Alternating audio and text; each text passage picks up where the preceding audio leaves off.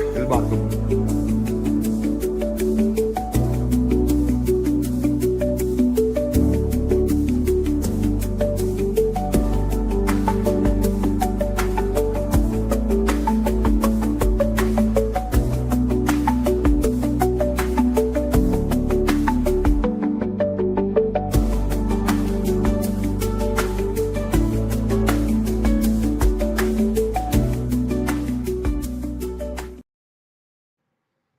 Yo, what's good, everybody? Today is September the 16th, 2025. Most gracious and heavenly Father, God, if we ever needed you before, we sure do need you now. We ask you, God, that you will keep each and every one of us covered with your precious blood. We ask you, God, that you will watch over our families as well as the viewers and theirs. Bless our conversation and all that we say and do. In Jesus' name we pray, amen. Yo, Amen. what's good, Amen. everybody? Y'all come on in. Let me know what platform you guys is watching from. Whether it be Facebook or YouTube. Let's go ahead and get the Born Day shout outs out the way while you guys are coming in. I want to say happy Born Day to my classmate, Dana Brogsdale, the beautiful Miss Kimberly Nicole, my man Tyrone Mitchell, salute. My man T Lamont, another Rough Rider. Happy Born Day, fellas. Tracy Richardson. Hmm, I'm sorry. Janine Leonard, Sister Teresa Ayers. Denali Daughtry, Janine Fields, Pastor Andy Thomas, the beautiful my fam, Kimmy Moose celebrating on today. My Aunt Robin, I love you, girl. Aunt Robin McCray, Victoria Garza, happy born day to you all. And last but not least, to my man, Cowgirls representative to the fullest, my man David Johnson. Happy born day, all you guys. Congratulations on everybody going back to school. As I say each week, since we've been back on, let's keep all our teachers, as well as staff, carriers, cafeteria workers, nurses, gym teachers, everybody. Let's keep everybody that's a part of it in our prayers. Let's keep these coaches and these families, and we'll get to that a little bit later on. But let's pray for all these, as we have Pop Warner that's back going on and whatnot. I've been seeing a lot of disturbing uh, events happening at some of these games already. Pop Warner High School, and it's still the season is just getting started, but looking at turbulent times. But yeah, we're gonna get into that later too. Plus, my special guest tonight, he got a message for all of the parents of the YNs that he posted a couple of weeks ago. So we're gonna hit on that a little bit as well. Maybe we'll get into a little bit of the fight later on. But Yes, we know what sir. everybody is. I'm proud of myself. I've been wanting to get some stuff off my chest and talk about this. I had this discussion for over a week now, and it's been doing everything in my power for me not to go live or just do different things or say anything. Because I don't like to be emotional, like most of us are by nature. But I didn't want to say anything out of pocket or whatever the case may be too early. I wanted to get a little bit more information before I spoke on it. But we definitely going to talk about Charlie Kirk on this evening. So we're going to go ahead and get into that. But before we get into him, let me introduce my brother, my special guest on this evening. He family for real. My man Terry Hardy down there representing Vols Nation. Off top. Real fair. Y'all know what that ball for life is, man. Yeah, Come he's on. back on here. We're chopping it up with us. What's good, bro? Man, life, man. Life is life, and man. Everybody been hit with crazy situations, bro. Like crazy curve, man. Shout out to my family, mama, Ed Cop Show, man. Everybody in the city, throw your L's up.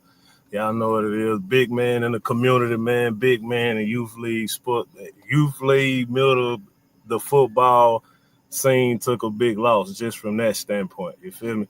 Y'all, can you hear me clearly and everything? Yeah, yeah, you Yeah, good? man. But just that, man, and speaking on the football, man, just from the games getting canceled to like we done had two like big rivals. These like in our heyday, this was one of these rivals. Howard Brainerd was one of the rivals. Like they shut down the city and we go to UTC. You got to go to the college campus because it's so dumb. You know what I'm saying? It dwindled down, but now it's to the point, man, they had to cancel, two decent rival games that mean something to the city, that means something to these kids, man, just because of the YNs. You know what I'm saying? And it's like I know a lot of these guys coming up through youth league. We done seen them. They hit that pivotal point in life where the streets can grab them, or they further go on the road to success and be great people in life. But it's just, you know what I'm saying? It was crazy just the last one, to the point, man, they had to get like the authorities down there, like damn near to a point where it was SWAT. So now they canceling games. It's now you gotta have your parent with you, and it's showing ID, metal detectors, and it's like, man, come on, at what point when parents gonna start holding themselves accountable? You know what I'm saying? I know a lot of people like, oh, this and that, but it's a lot of single parent homes, mostly mothers. I'm not knocking that. It's just that I know a lot of parents just from the coaching realm, where I had to coach a parent on how, like, hey, I'm the coach and I'm just trying to instill discipline in them, and they argue with me on what we do on the football field. So I can only imagine a baby daddy saying, hey, he don't need to, even though the baby daddy might not be worth nothing, you know what I'm saying? It'll show that young man what not to do, because he'll listen to his pops on that path. Like, my pops taught me better, I'm going to try to do better. So I just add that element in there. But it's like, who's to blame? It ain't a pointing fingers thing. It's a us thing, but that accountability got to kick in somewhere. Like, but we living in a time where everybody's so delusional and caught in the smoke and mirrors now. Everybody is a therapist on social media. They know they got the answers to everything, but they down on it. Yeah, they down. So it was me getting that off my chest, knowing a lot of these YNs. That's what hurt me the most, because I see the mental potential just to go on and, like I say, be a great person. That's what I told all my family, nephews, little cousin. Beyond this football stuff, be a great person in the world to people. You know what I'm saying? So we got lost in the sauce somewhere on that. You know what I'm saying? Like I say, we went from we could talk to a teacher, a parent. If you gotta send a note home, you know how this go. Your teacher, you been being bad, she give you a note. You can be in middle school, 8th grade. You gonna be nervous and ready to crumble because you know what comes with that. You know what I'm saying? Nowadays, these kids will talk crazy to the teacher. Then when a parent comes, she gonna talk crazy to the teacher, and they wonder why teachers don't want to teach. On top of that, it ain't no training in the home. You know what I'm saying? Ain't nobody training their kids in the home. They giving them a tablet, they giving them a TV, and they saying, here, watch. They don't know what their kids watching. Mm-hmm. You know what I'm saying? Like, me personally, I do that, but I try to get them the freedom. Like, my kids use this laptop I'm on. Yeah, y'all gonna use everything I use, and that's gonna help me. You know what I'm saying? But it's just crazy, bro. Like, that is crazy right now. The YNs is in the city running wild, man. Yeah. Like I said, we're gonna get to that later. We're gonna close out on that. All right. And just that whole message to them. Things Yeah. have changed. But before we even get into Charlie Kirk, I want to formally apologize to my god brother, Dr. Kevin Danny. Kevin was on the show sometime last year. Right. And I believe it was definitely last year, because it was before the election. And he was discussing how, hey, what's good, Jew? He was discussing was how he people who was voting a certain way, or just he was like unfriending people and different things based off of different statuses and things that people were saying. And if you really feel this way, then I can't associate myself with you. And I thought that was like, there's no judgment whatsoever, because everybody's entitled to do whatever they want. But for me personally, I thought it was a bit much. I don't even know how to necessarily unfriend somebody on Facebook. I don't know how to block anybody on Facebook or social media, for that matter. Yeah. But literally this week, seeing different statuses, different things that was posted, it really had me in the mind, like, you know what? Maybe I need to clean out some of my. And one of my friends had posted that too. Shout out to Anise. She had posted it saying, you know, I thank you guys, thank you all for helping me clean out my friends list. You know, just based off of what everybody was posting. So I thought that was extreme, but I really understood this week differently just based off that. So I wanted to openly, publicly apologize to him for that. Having said that, it's so much to unload, but we'll start here. Ain't no need in it. I mean, we're gonna get to it. All right. So for me personally, and I don't speak for nobody other than myself. Right.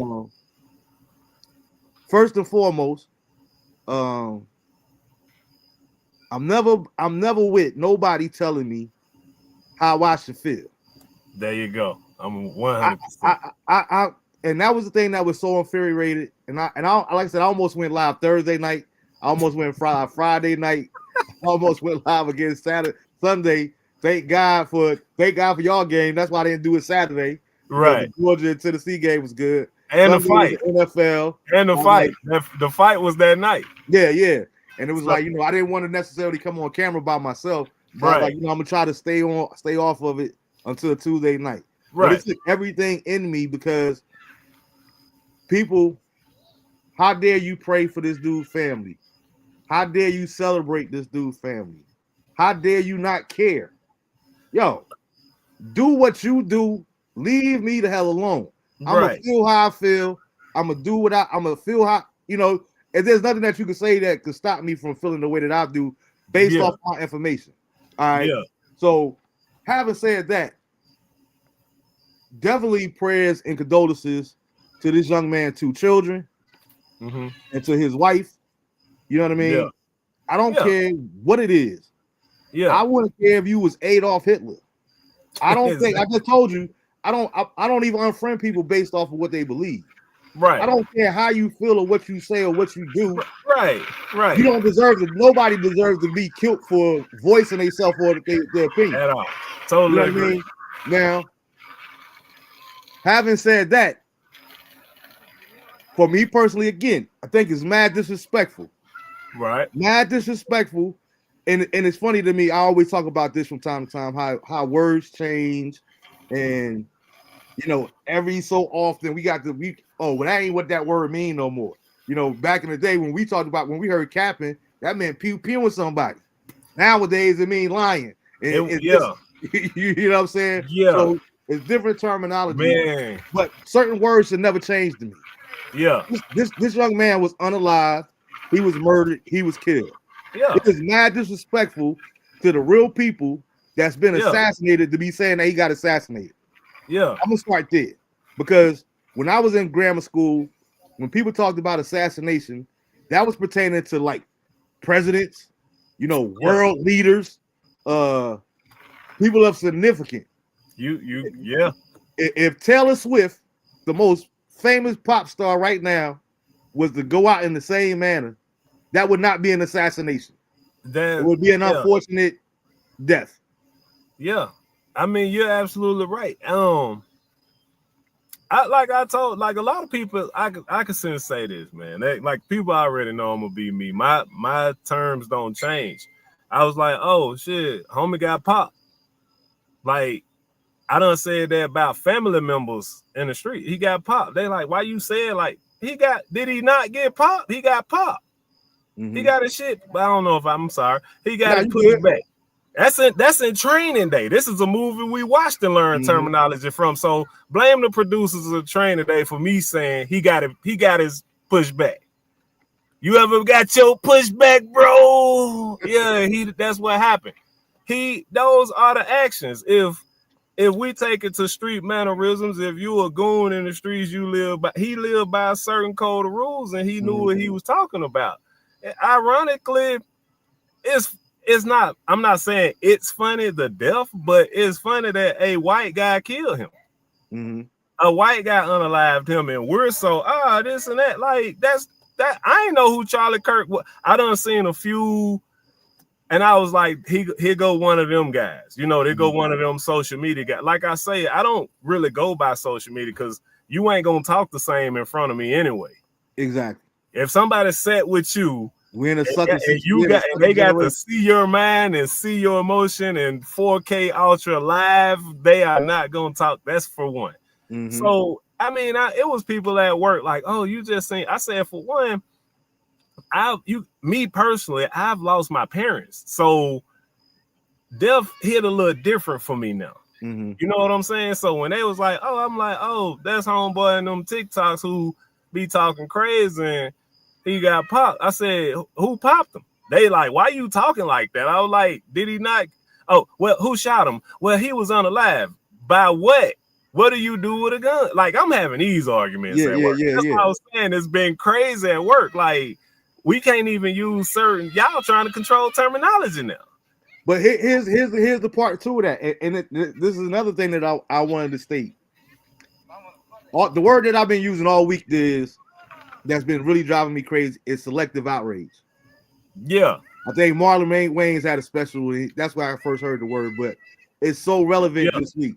We got selective outrage. And the reason that I say that is the one reason that I can respect you or your stance is because I've seen where you posted it, where you said, I never knew who this dude was until I seen all of this until he was unalive, right? Yeah. I can respect that. What I can't respect is people out here talking about, telling me once again how I should feel. I need to be praying for this dude. He's a fellow Christian. He's this, he's that.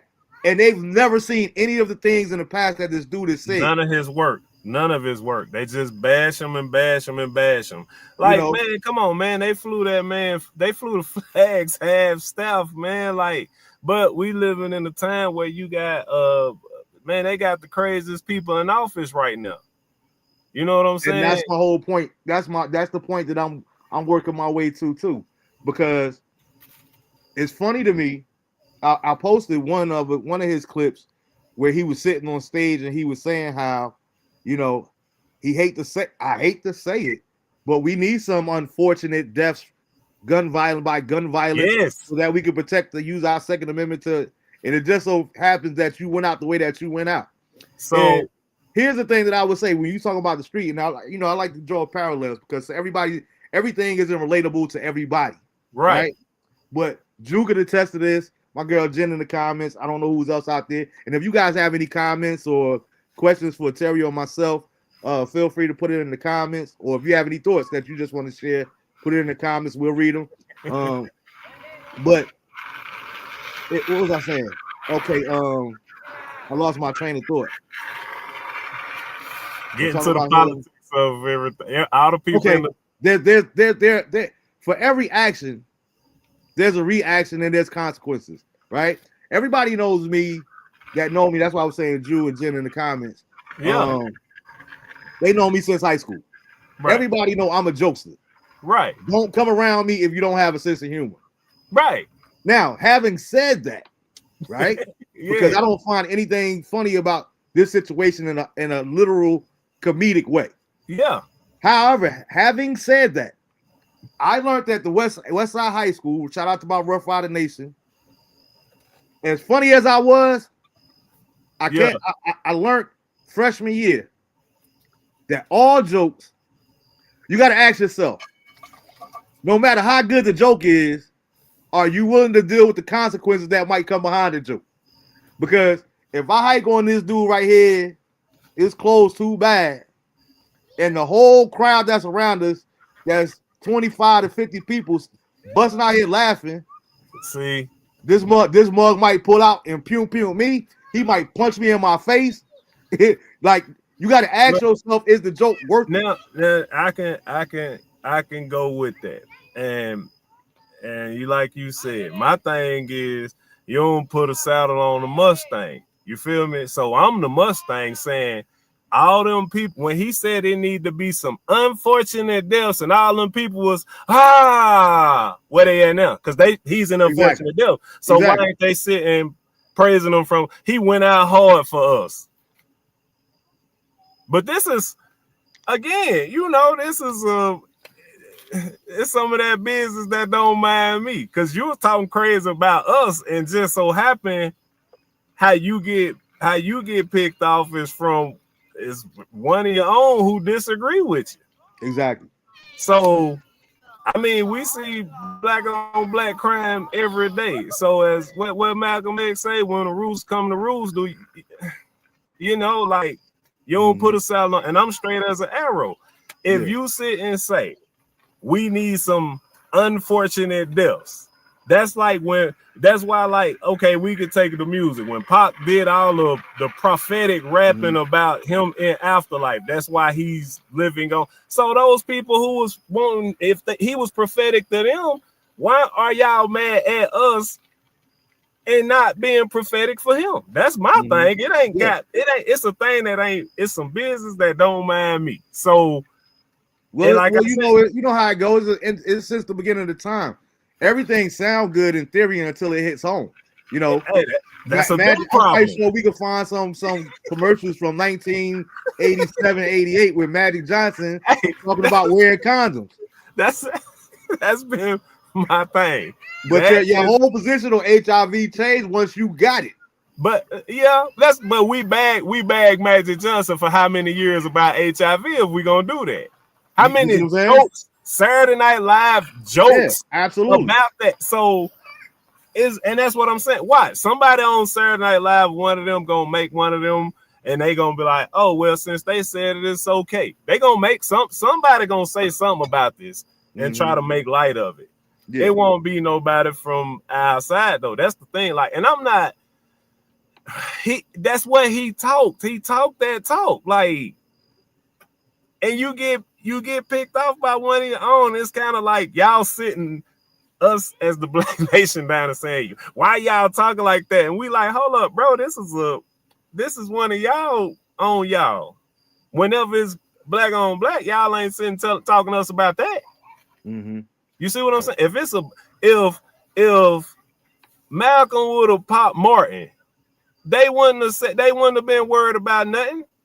It's just because we are sitting back like that's a y'all problem, and we saying it while we're smiling as I am now. But if you got a guy, and I'm gonna kick that dead, that's what I told people. 2025, 2026, here beyond. If it's a them problem, and I'm kicking dead horses. If you sit and say there needs to be some, you can't get me past that. This is a guy who said there needs to be some unfortunate deaths, and he talked negative about our brand. And he had an unfortunate death. So the people who was agreeing with the unfortunate deaths, it's time for y'all to, live righteously based on whatever his beliefs were. You know what I'm saying? Whatever Orange beliefs are, those people, y'all stay out of my face, because that's why I tell people, chat a little different. We'll check you on some shit. Like we ain't our grandparents by a long shot down here. That's why it's a lot. It's white people probably outnumber us damn near 8-1, but you ain't finna see that pop off like that. Like, that's the difference. So I'm like, it was like when it happened, I'm like, dang man, that's messed up. Somebody got assassinated. But when they start doing the flags, half staff, and NFL teams, and I'm like, hold up, bro, we done had like 6 black cops down the last 18 months, and I ain't seen nothing. They went out protecting. We ain't seen nothing about it. So if this one guy who riles everybody up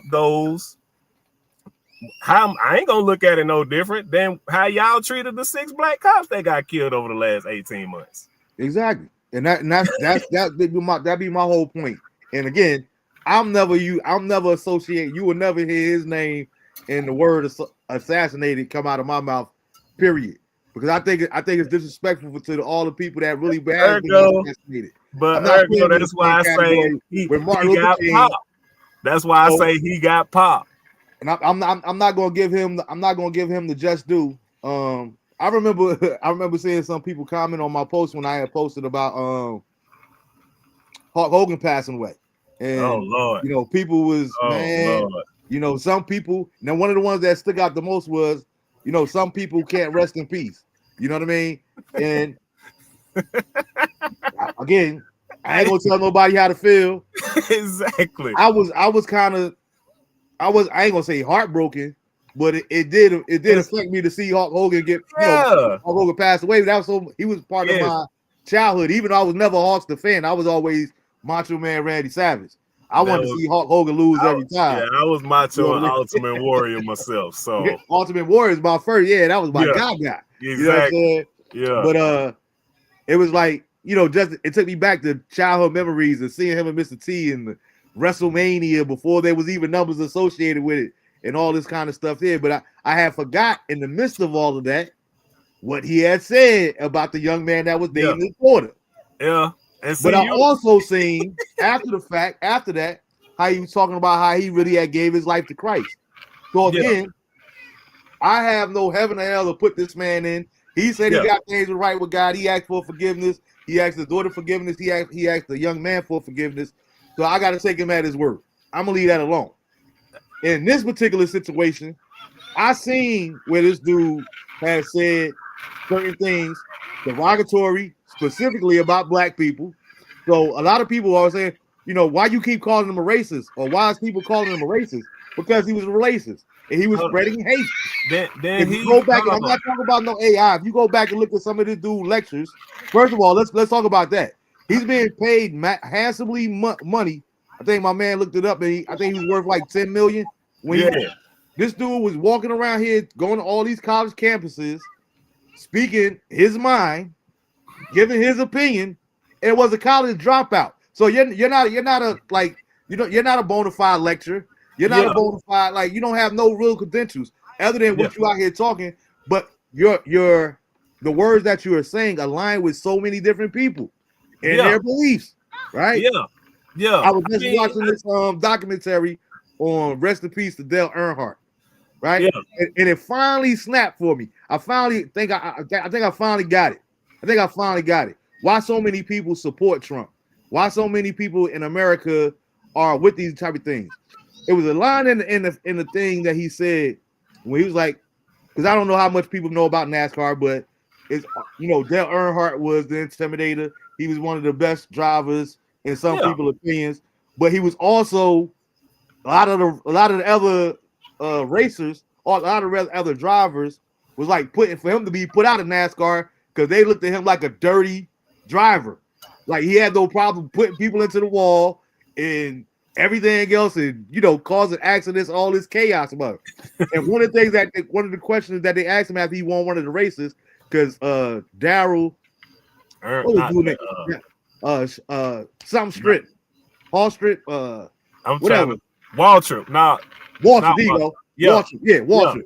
Yeah. He was the man too at this particular time, and they asked him in post game, and he was ready to literally ready to physically fight Dale Earnhardt. Yeah. And Dale Earnhardt cost him the race, and he wound up winning.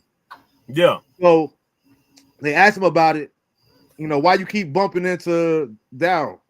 And he was like, "Hey, I got a win at all cost mentality." And I said, "You know what? That's the state of America right now for so many different people." Oh yeah. We don't care about principles. We don't care about morals. We don't care about what's right, what's wrong, or different. It's all about winning, and the president of the United States of America is the one that embodies that the most. Yeah. I don't care how I get it done. I just want to say that I got it done. Yeah. Man. And if it's some casualties of wars in the process of that, so be it. Yeah. Man. Your brother said it best, man. Trump fails up. Yeah. Everybody around him fails up. They made wrong look. They try to make wrong look right. And like, I mean, back to like, even like the Hulk Hogan thing. Like I tell people, man, once you cross that racist line, it's like, I'm not bashing, but if you sit and say, I want to be same sex, I don't know about women, far as men, to me, if you say that, then you try to come back like, oh man, you done it, bro. You done it. Like you over there. You feel me? Like, man. I rock with you. Like I got friends that are same sex relate, and I support. That's what y'all do. That's not my business. Again, I'm not trying to be God either. So if you sit, like I said, Hulk Hogan, what was this? 2-3 years ago, he fired the promotion staff because the owner of it was black. I don't even know. Yeah, he had a lawsuit over that shit. Like okay, he had a promotion. I can't remember the details, but he had like a promotional event. When he get there, he loved the setup and everything. He sees a black woman. The next day, he got an all white crew come in and sauce it up their way.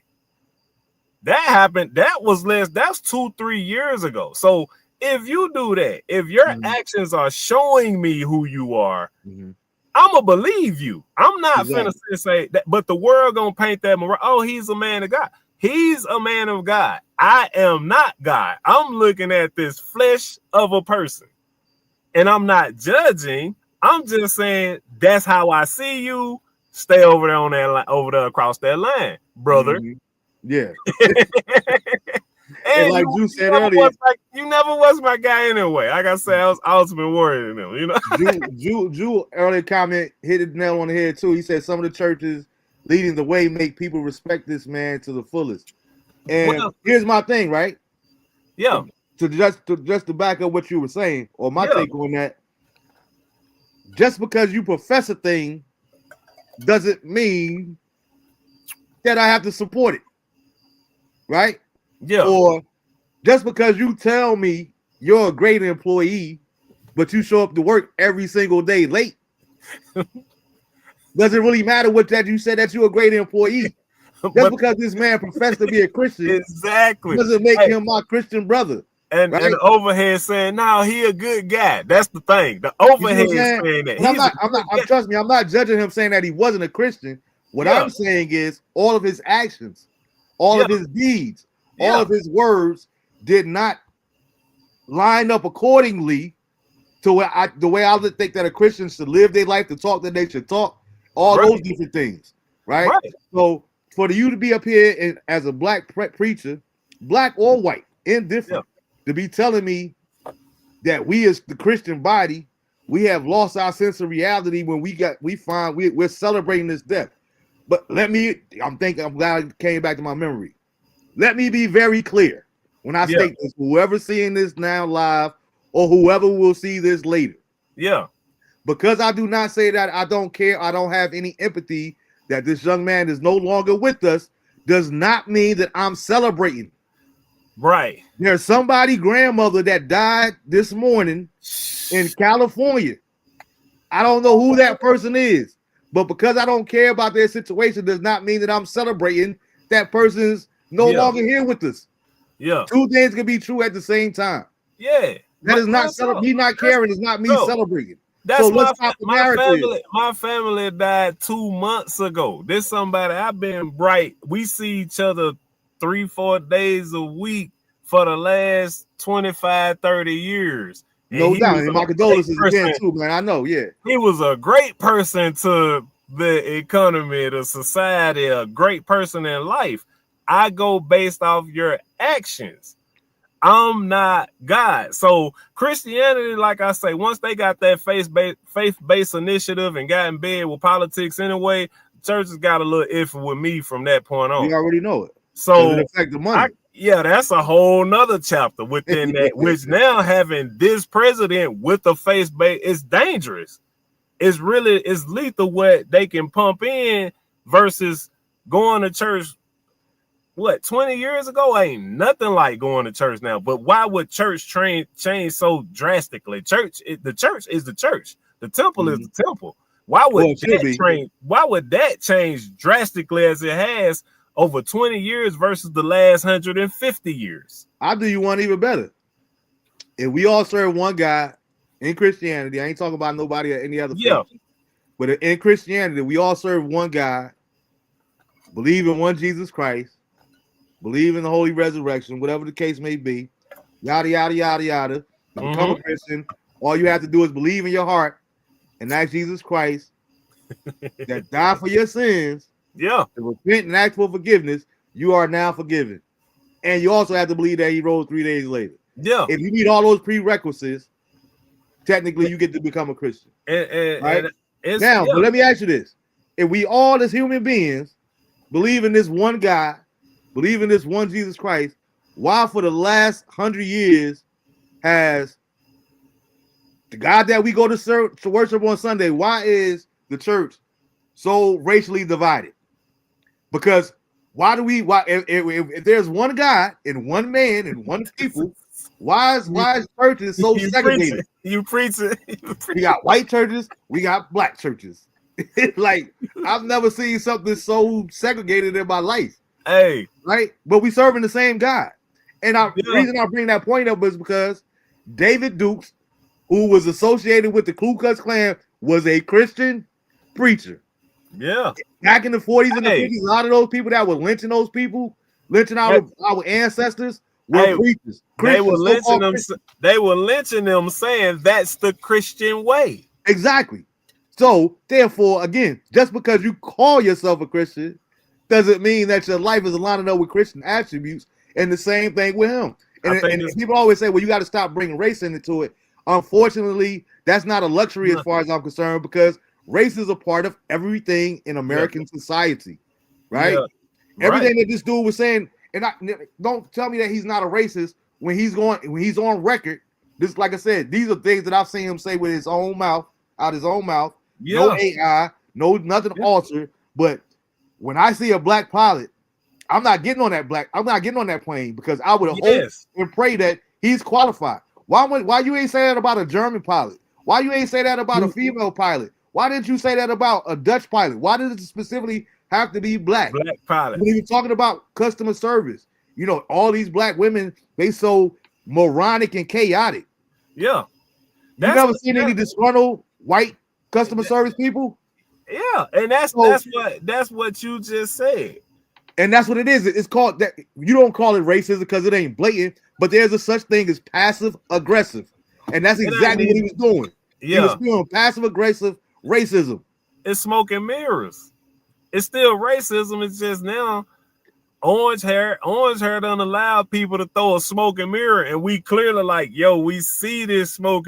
Us, the 80 babies can clearly see the smoke and mirror, and like, oh, you just trying to blend that Christianity in there and say you might say this, like it was one of them, and that's what they put out the most. The algorithm put out one when he talking to a young black female, single mom with a child, and that little angel, this and that. So I seen that hit my page. That's why I tell people you gotta. And that's one out of 1,000. You can't fall for the hook. Out of 1,000. What's the song called? You better watch for the hook. They falling for the hook. That's all that is.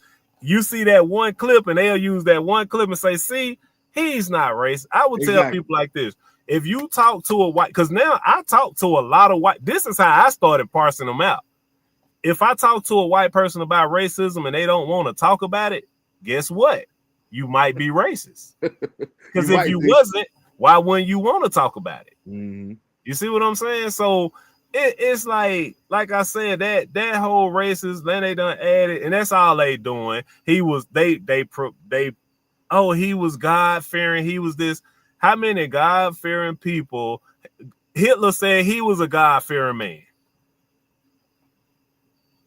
So if that's my point. My forgiveness is I forgive you, but stay over there. That's all my thing is. Period. So that's what I feel like. And it don't mean that we beefing either. But like you say, just do what you do. But the community, their community is mad at us because we're not saying, if somebody, if Trump died right now, you're gonna see a lot of black people come out and, oh my God, Trump died. God bless that. But we not doing that for him. That's why they are mad. Not Calvin. That's why they are mad at us. Like, one of y'all homies pop one of y'all homies. That ain't in the hood. That ain't got nothing to do with us. So we don't want the police coming up. What y'all see? It was a white guy killing another white guy.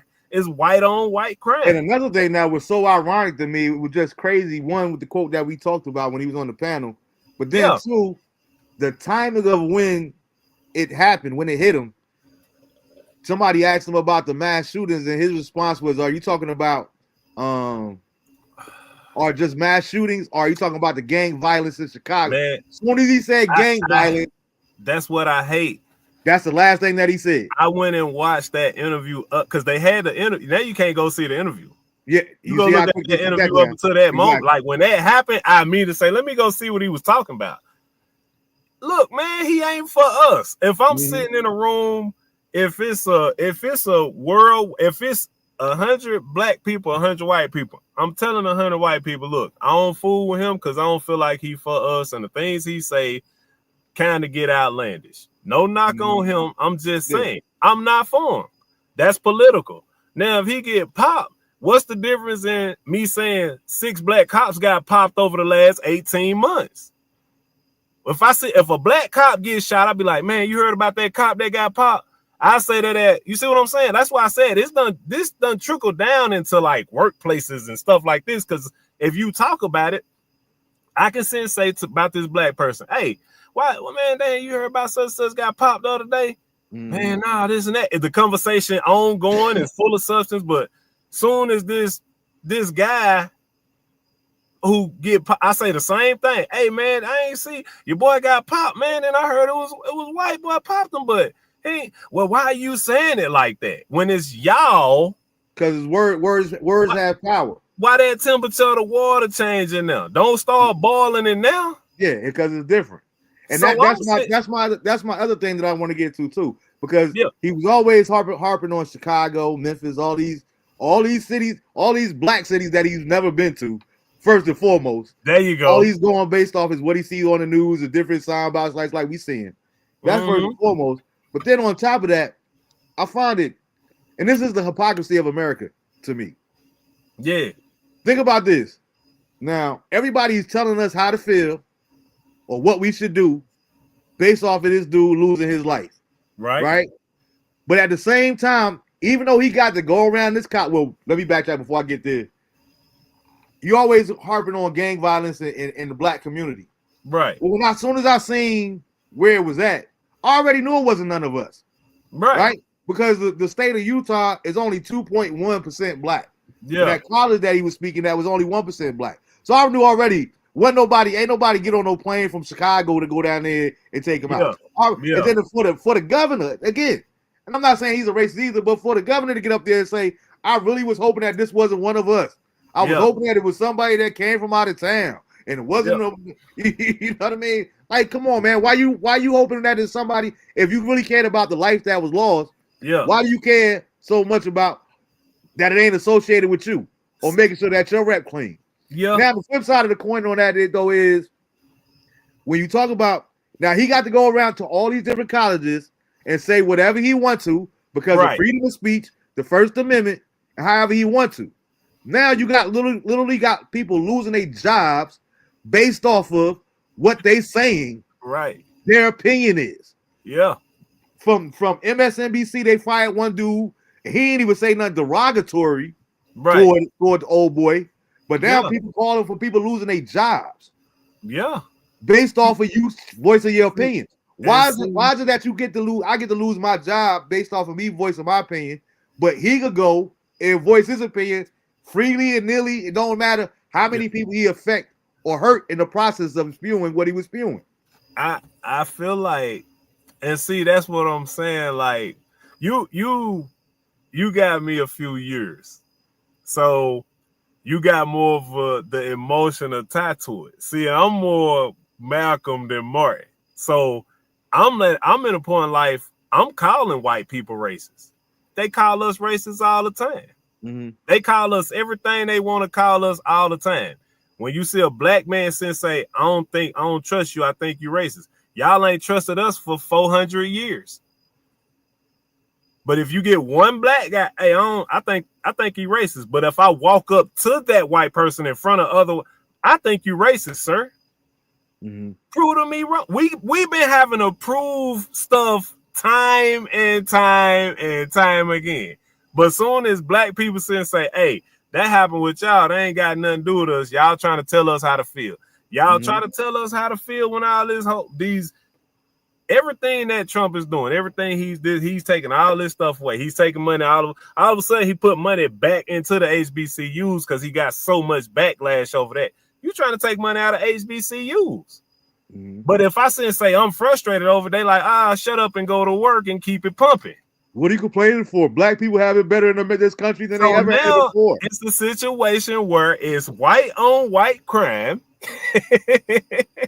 Or you go to the holster, a racist man. I'm not gonna cut it no different way. That man racist. If God came down here and said, Terry, what you think? You think I'm a lie to God? God, I feel in my heart he was a racist. Why would I lie to God? Now you telling me to lie to God. If I say how I feel and you trying to tell me how to feel, you telling me to lie to God. I'm never gonna lie to God. I always think they racist because we don't do. I know racist black people. Absolutely. I've literally. That's what people don't understand. At my job, I'm like I say, being chief steward over my union. I wrote a black guy up for being racist. And I said, if you want to really have a moment with God, I had a moment with God when my 19-year-old daughter started dating a white boy. I had to pray on that. So I said, oh, God, you tested me. But you know what? If you telling me to accept this for bigger reasons. What I got back, that's my daughter life. That's what she wants. So now guess what ammo I got loaded in the clip. I done been asked, Terry, are you racist? I showed him a picture of my daughter with her white boyfriend. I say, would you let your child date outside your race? Guess what? I'm a nuisance now. You see what I'm saying? When it comes to us feeling how we want to feel and we say, we got to start saying, forget all that and say we come from comedy. We turn our pain into laughter. Yeah. Y'all can't get I was about to say, man, you can't be using the little boy picture like, hey, I got a black friend. Come here, Marv. Come here, Terry. There you go. Yo, my daughter, it's a possibility I could have an interracial child. An interracial grandchild. Yeah. And we gonna raise them in the hood. he gonna know how to barbecue and everything. We doing what the Brad and Big Booty Judy doing with this one if it do happen. So, I just think that it's so unfair, like I said, when it comes to this selective outrage, and then people misusing words. Like prime example, and that was a good scenario because like before we went live, you was talking, and I told you, I said, me personally, I love all aspects of humor. Period. I love dark humor. I laugh at stuff that nobody else has no business laughing at. That's me. I can't help what I find funny. But I ain't gonna say it was the best, but one of my favorite all-time TV shows was All in the Family. Because Archie, his ignorance and his racist ways was so comical because he didn't realize how stupid he was sounding, saying the stuff that he said. But it's funny to me that you white guy was president. Yeah. If you watch, do you even think about the words that you say before you say what you say? It's like if you watch All in the Family and moving on up to the east side, Georgia, for 7 days straight, you become kind of immune to racism. You learn how to accept it in a sense.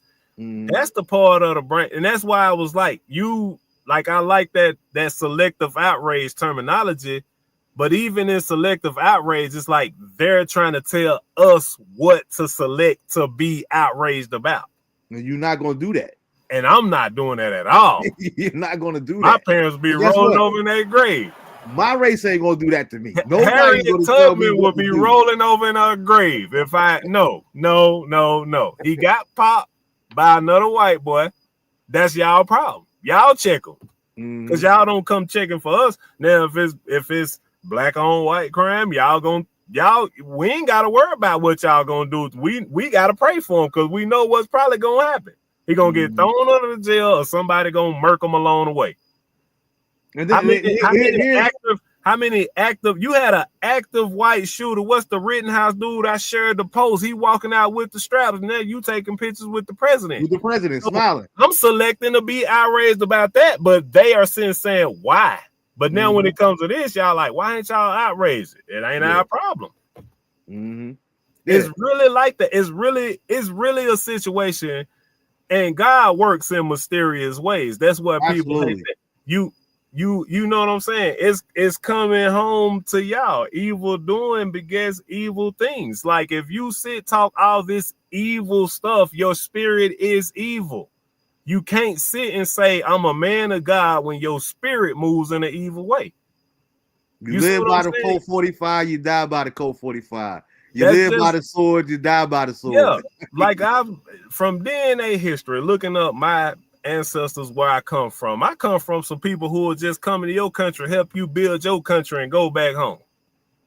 Just to help you out. Mm-hmm. How many people would take advantage of that? You see what I'm saying? This man comes from evil. Ain't nobody going. We know historically in America who would take advantage of that because that's what happened. Exactly. You could Chicago slice that, big slice that. If he's speaking derogatory about another race, you're evil. Mm-hmm. Why would you speak? And that's another thing that'd be funny too. Like with everybody that's into these immigration laws, they sending all these sex and murders over here. First of all, this country wouldn't even be this country if it wasn't for people that migrated over here, right? Bro. Second of all, I always said it, and I said this back when I was in 5th grade, when we first started learning this in history. Like, Christopher Columbus, he came to that. What was the 3? The Nina, the Pinta, and the Santa Maria. Yeah. I remember the name of the 3 ships. I remember Christopher Columbus and discovering America. And I remember asking my teacher. One man came on 3 ships. Keep that in mind. Hold up, yeah. So I asked him, I said, how can somebody discover a place that's already occupied? You can't get me past that. You tell us that the Native Americans was already here. And they taught them, like, that's why I be so anti-Thanksgiving. You know what I mean? Yeah. I ain't gonna try to dampen nobody else's mood. You do what you do, but I don't really get into celebrating Thanksgiving. Or when I do, I make sure that I pay homage or why it is a holiday. Yeah, because these people stole these people's land. They stole all their recipes. Holidays for me now, Black History Days. I celebrate the blackness of that day. Everything, if you want to say it's Christmas, we're gonna have ain't nothing but black Christmas songs then. We're gonna boost all our stuff. If it's gonna be Thanksgiving, it's black. Y'all they're the Pilgrims. So y'all messed over us and the Pilgrims. So we more cooler with the Pilgrims. And I guarantee you one thing, when they left Britain, I'm almost certain of this, right? And I'm not a historian buff all this here. But I can guarantee you that the people that left from Great Britain that came over here to occupy this land, I can guarantee you that that wasn't the best of the crop from England.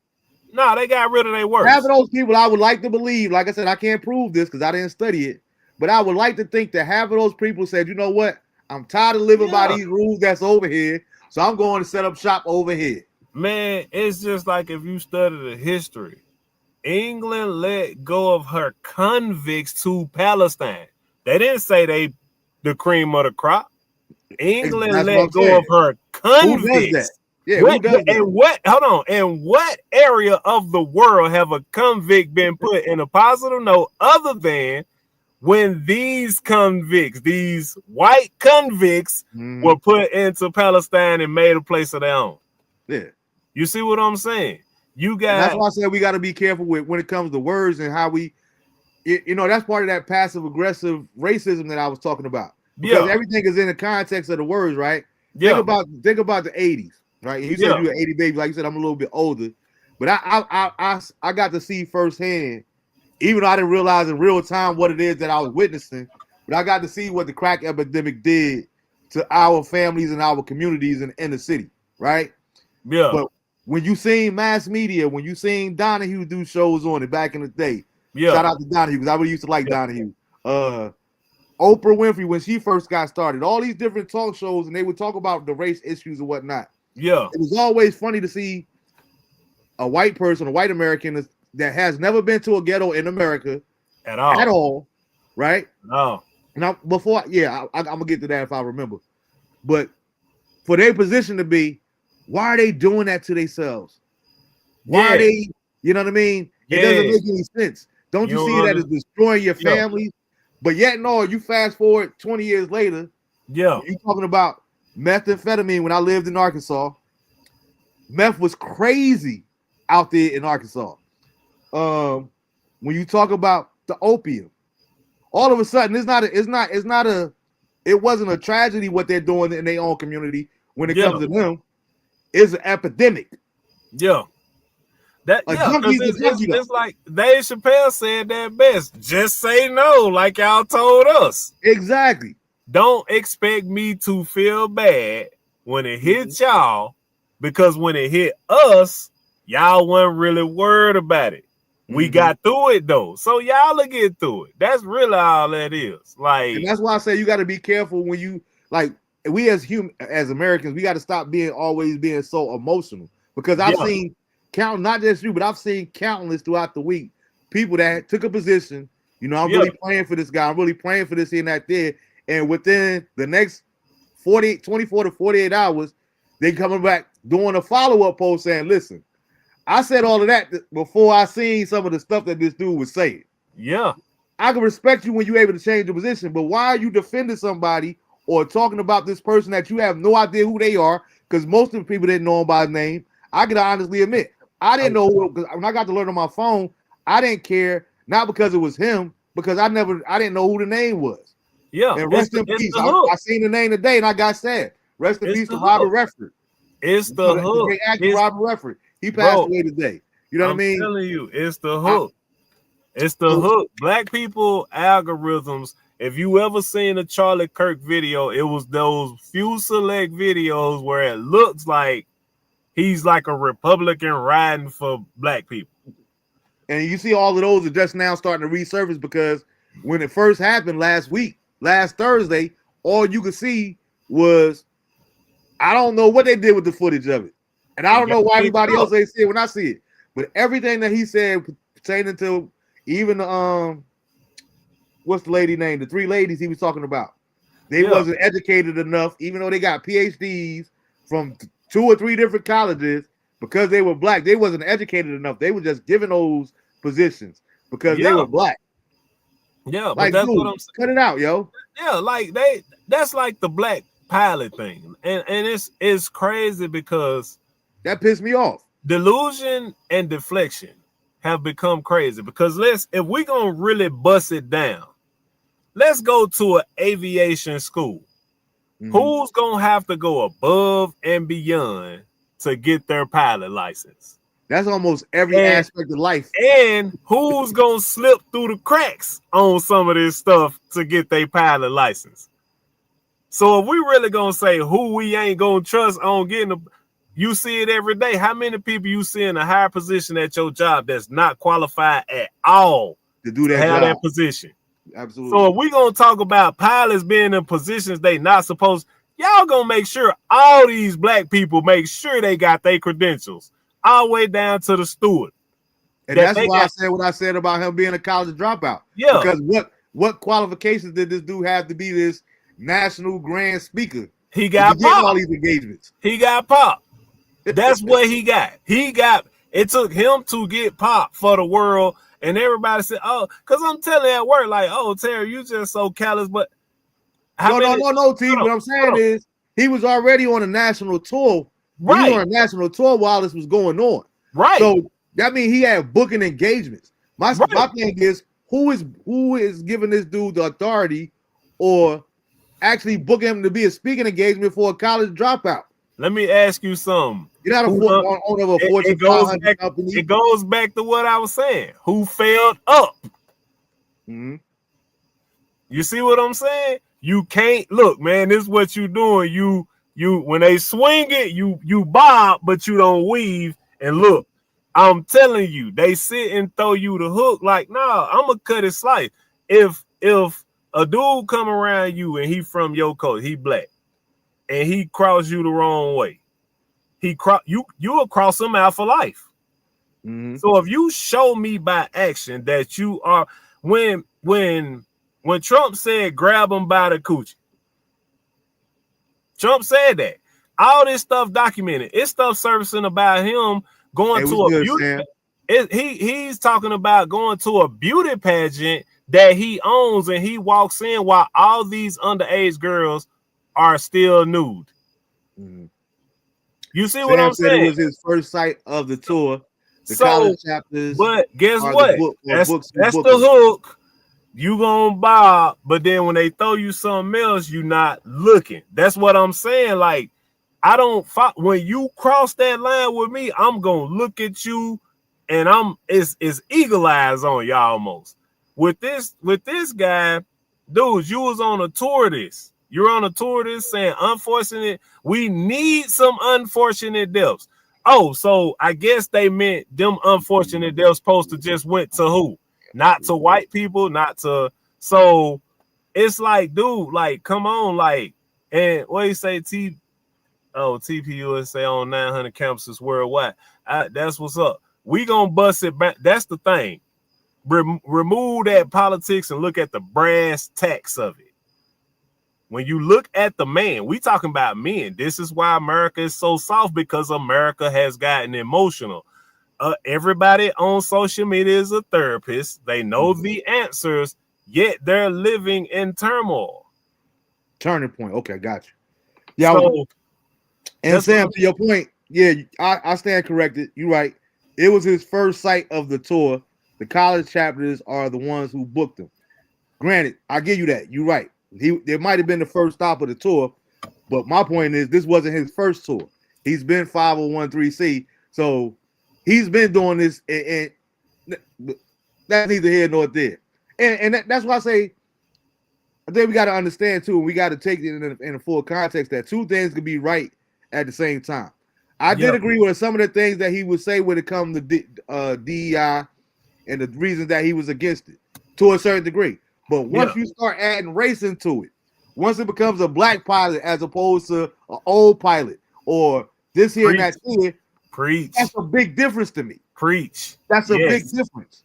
Yeah, if he would have stayed straight, he was good. Big Mama used to tell us growing up, or we used to hear it in the hood all the time.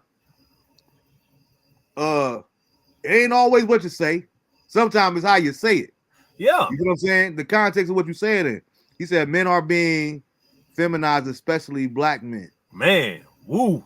Yeah. I agree with that too. Sam, you hit a nail on the head with that.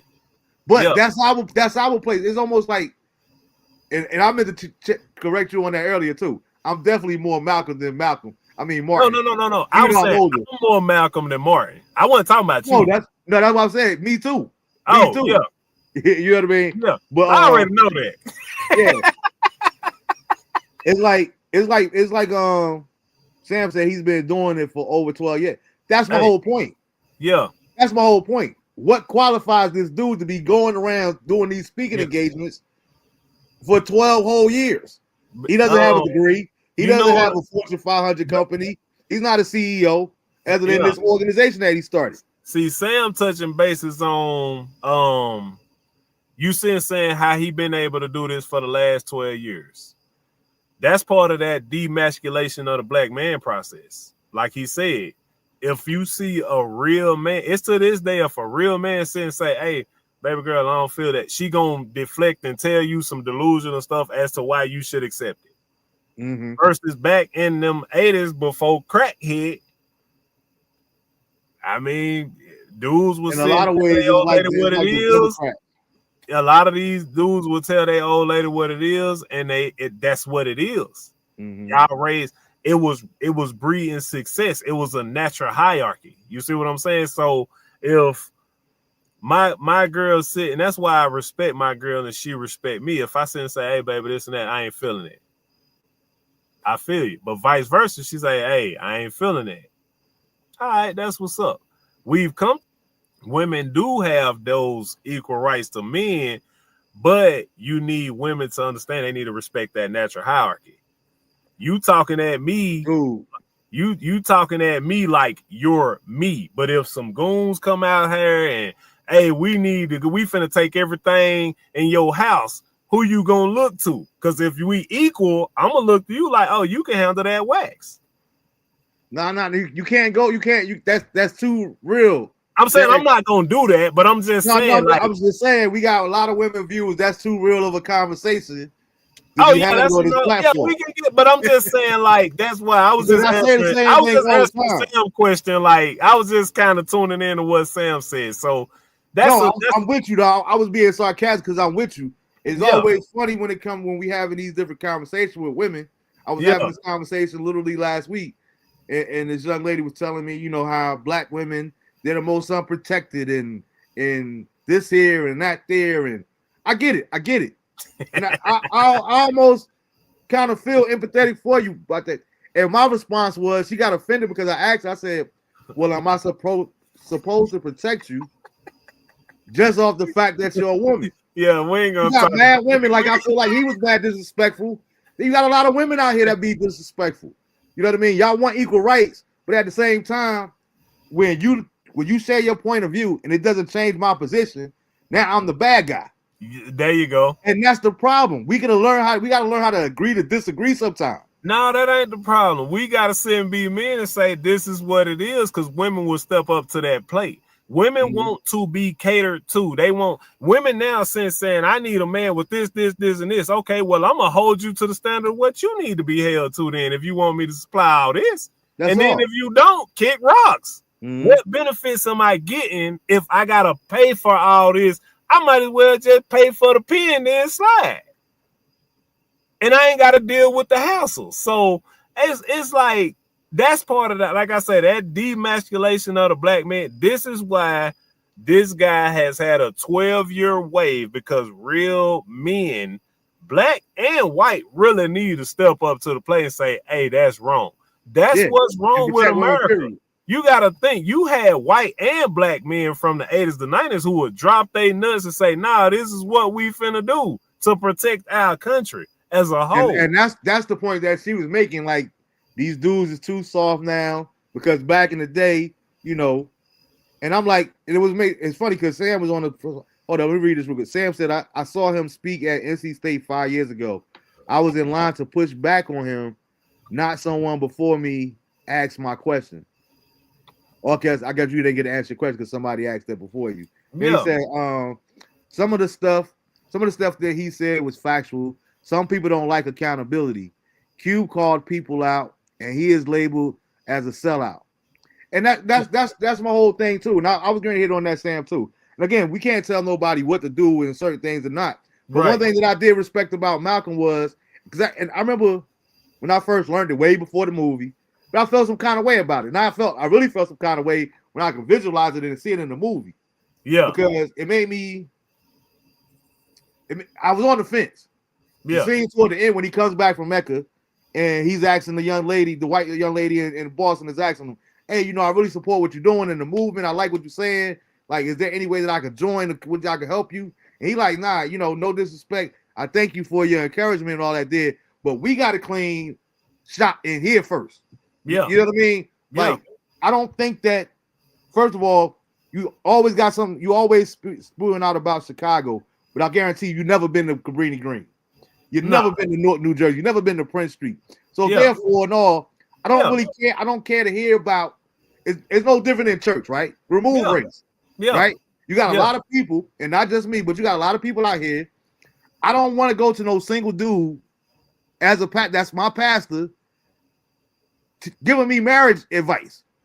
Or even if you are married, you're on your fourth marriage. Yeah. Not to say that you're not credible, or not to say that you can't tell me the ins and out of a marriage. Yeah. But I don't necessarily care to hear what you got to say at all. If you don't fail that marriage 3 different times, and you on your fourth marriage now. If you on your fourth marriage, nah.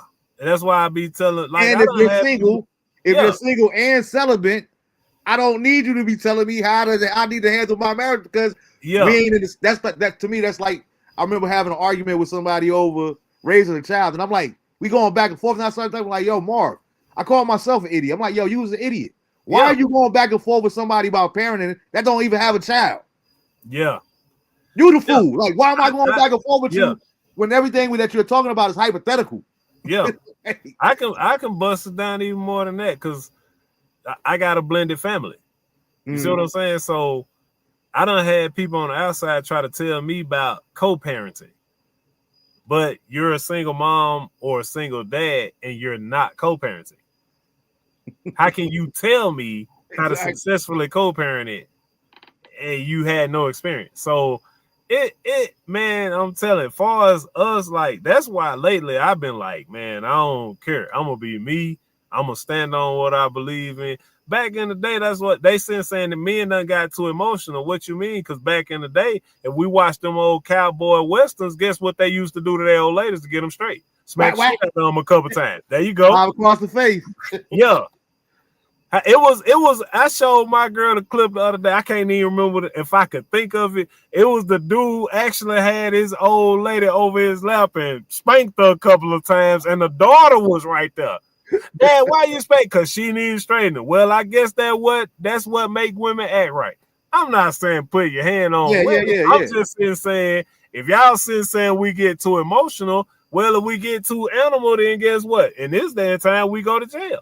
But we have to evolve. We've come so far from those eras. It got to the point you can't even talk to a woman aggressively because that's an assault charge, and you go. If the police get called, somebody got to go to jail. Back in the day, police would come and say, "Hey, y'all need to chill out."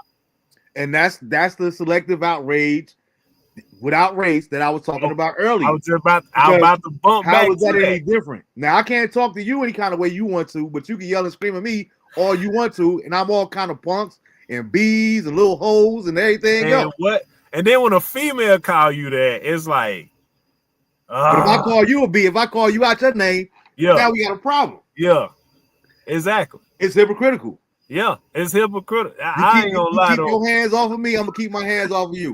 I found a loophole. Talk respectful to me. I'm gonna talk respectful to you. Hey, I found a loophole though. I got some goons that's females that are handle wax. So if y'all ever need, I'm just fucking.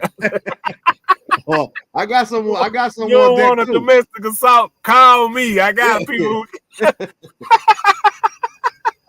But that's what I'm saying. Is like we can't, as a alpha black male, you can't even express anything that frustrates you because you cannot. In a world where everybody gets to express how they feel, guess what? The alpha black male better not express how he feel because to his old lady he weak or he a simp. To white people he's aggressive and he's an angry black man. You see what I'm saying? So you can't win for losing. Yeah, you just it's a catch-22 situation. So it's just man, but homeboy stirred a lot of stuff up by getting popped. That's why he became a prolific figure. I feel like this. He got his the flags was flown at half staff on him. So now America has recognized his death. What else? What more do you want? I don't know. I guess they can wait for me to cry, and they're gonna be waiting a minute. But it just didn't move me like that. David Duke, like I said, David Duke was once the leader of the KKK. You know what I mean? But yet he professed to be a Christian as well. So there's that. Right? Sam, yeah. I just sent Sam the link. Sam wanted to come on and chop it up with you. Okay. Hey, what's good, Nicole? But yeah, man, it's like I said, we gotta do better as a people. And again, yes, the same way I'm not gonna tell you what to do or how to feel. Don't tell me what to do or how to feel. There you go. Respectfully. Period. Don't be telling me I should feel bad if I don't feel bad. Especially like you said to your case, and it's funny, like I always see people now, that's like the new thing too.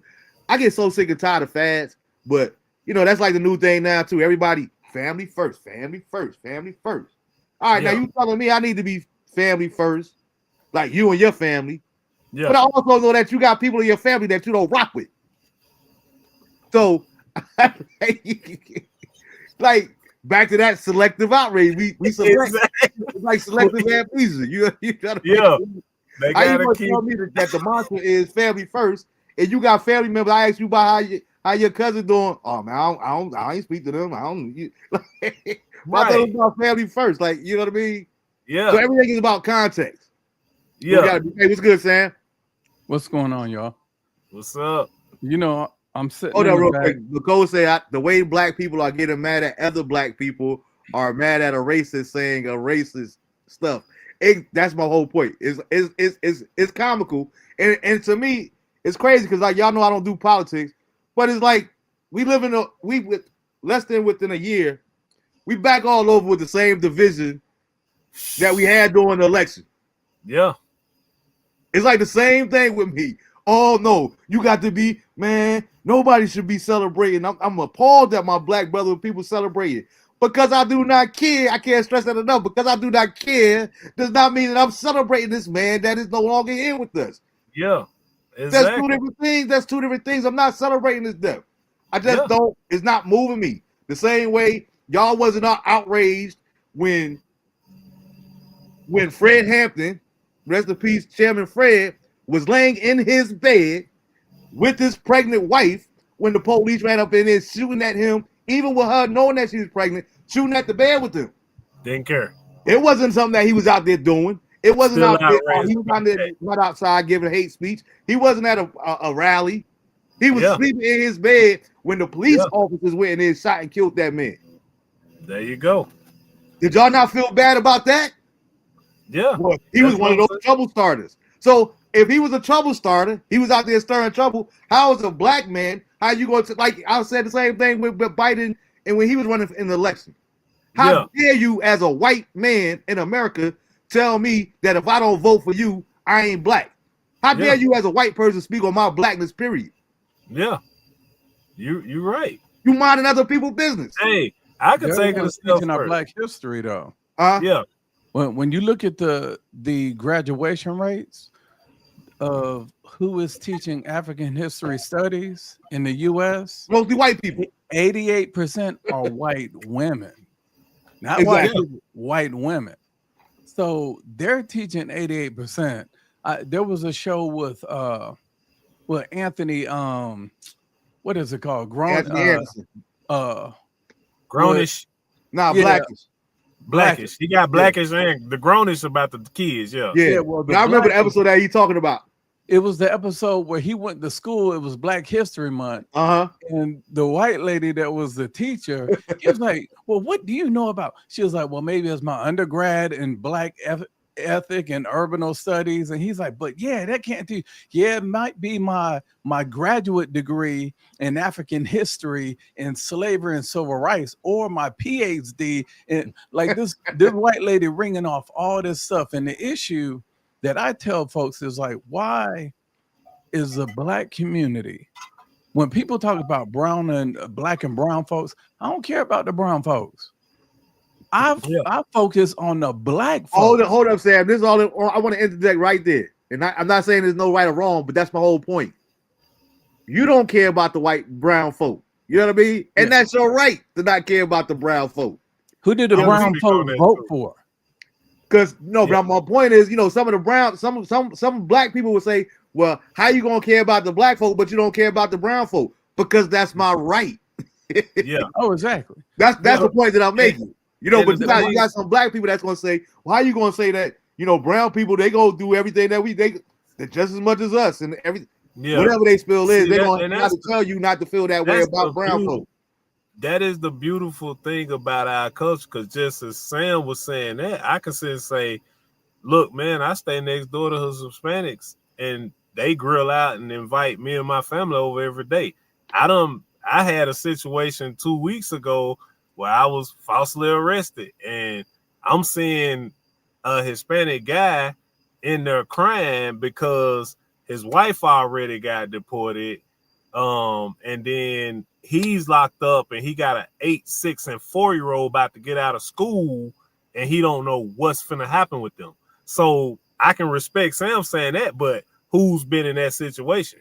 And I can send base to that situation where that was a situation where, man, it was the first time I was actually in jail, and I feel like, man, God put me there to see that, to humble me, to understand that, being who you are is what got you where you are, and continue to do it. So I can't knock brown because they kind of in the same boat, but they done got a lot far more advanced, coming over here tax-free, all that. So, do what you need to do to reap the benefits of it, because we can't. But I'm not sitting saying I'm I'm concerned. It's more like, I'm definitely like, I done did so much community work in my city over the last 15 years. It's crazy. And that's what I'm saying. Like, when everything happened with me in 2012, I said, I got to wake up and tap into these YNs. It's just so many YNs out here. And it's like, I feel like the black men of men got to step up and say, hey, we done with this. You got to get right. Like, it ain't that, yeah, we gotta evolve. It ain't that old country west smack 'em up type deal, but it's like, yo, chill. You cannot do this by yourself.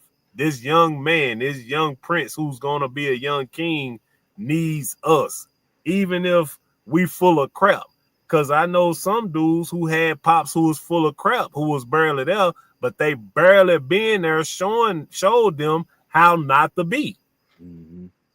You see what I'm saying? So I'm for us totally, but I can't rule out everybody because I done seen their experience and they getting the bad end of the deal too. But it's still like, that's y'all worry about. It's a y'all problem, but y'all just closer to us. You got to keep your house clean before you can go clean somebody else.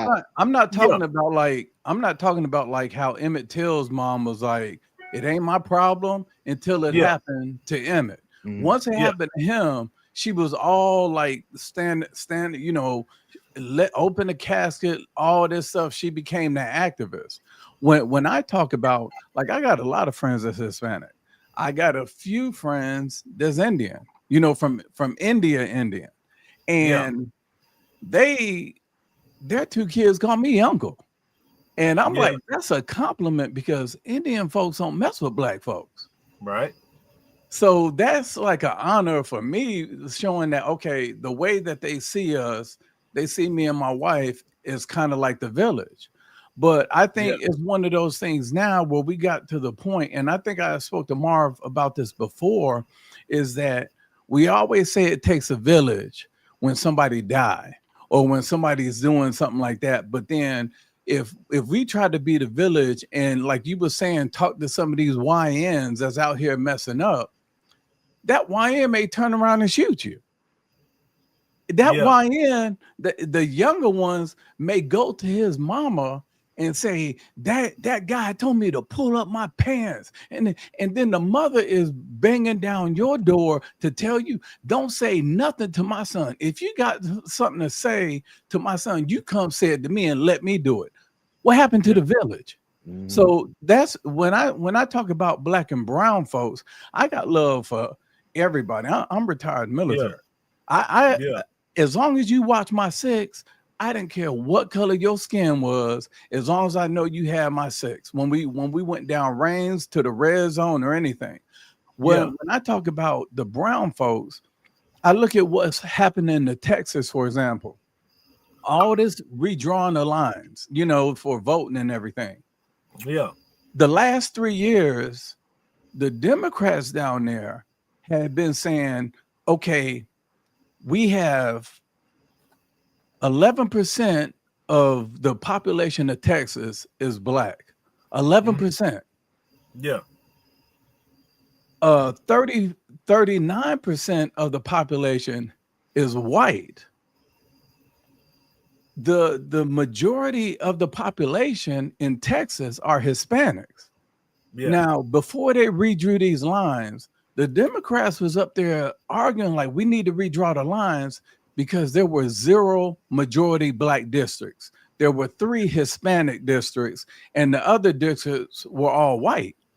So they redraw the districts, and now the Hispanics, instead of 3 district representatives, they got 5. Black folks, we had 0, we got 2. But they still saying, okay, we don't have a voice, don't have a voice, don't have a voice. This is the thing. By 2032, the brown population is going to be the majority.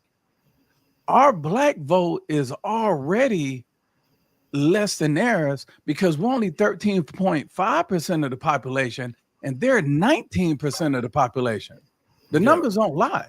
So where Hispanic folks teach their own heritage, Indian folks teach their own heritage, Jewish people teach their, Asian teach their own heritage. Why do we got to rely on some white schools, a white history to teach us our heritage? Why don't we do it ourselves? We rather have people. When Barack Obama got elected, I thought I'd start seeing young brothers wearing suits around, you know, modeling after that. But no, they want to be the skinny jeans. They want to do all this. We encourage our young kids, our young leaders to emulate the negativity in our community. Yeah.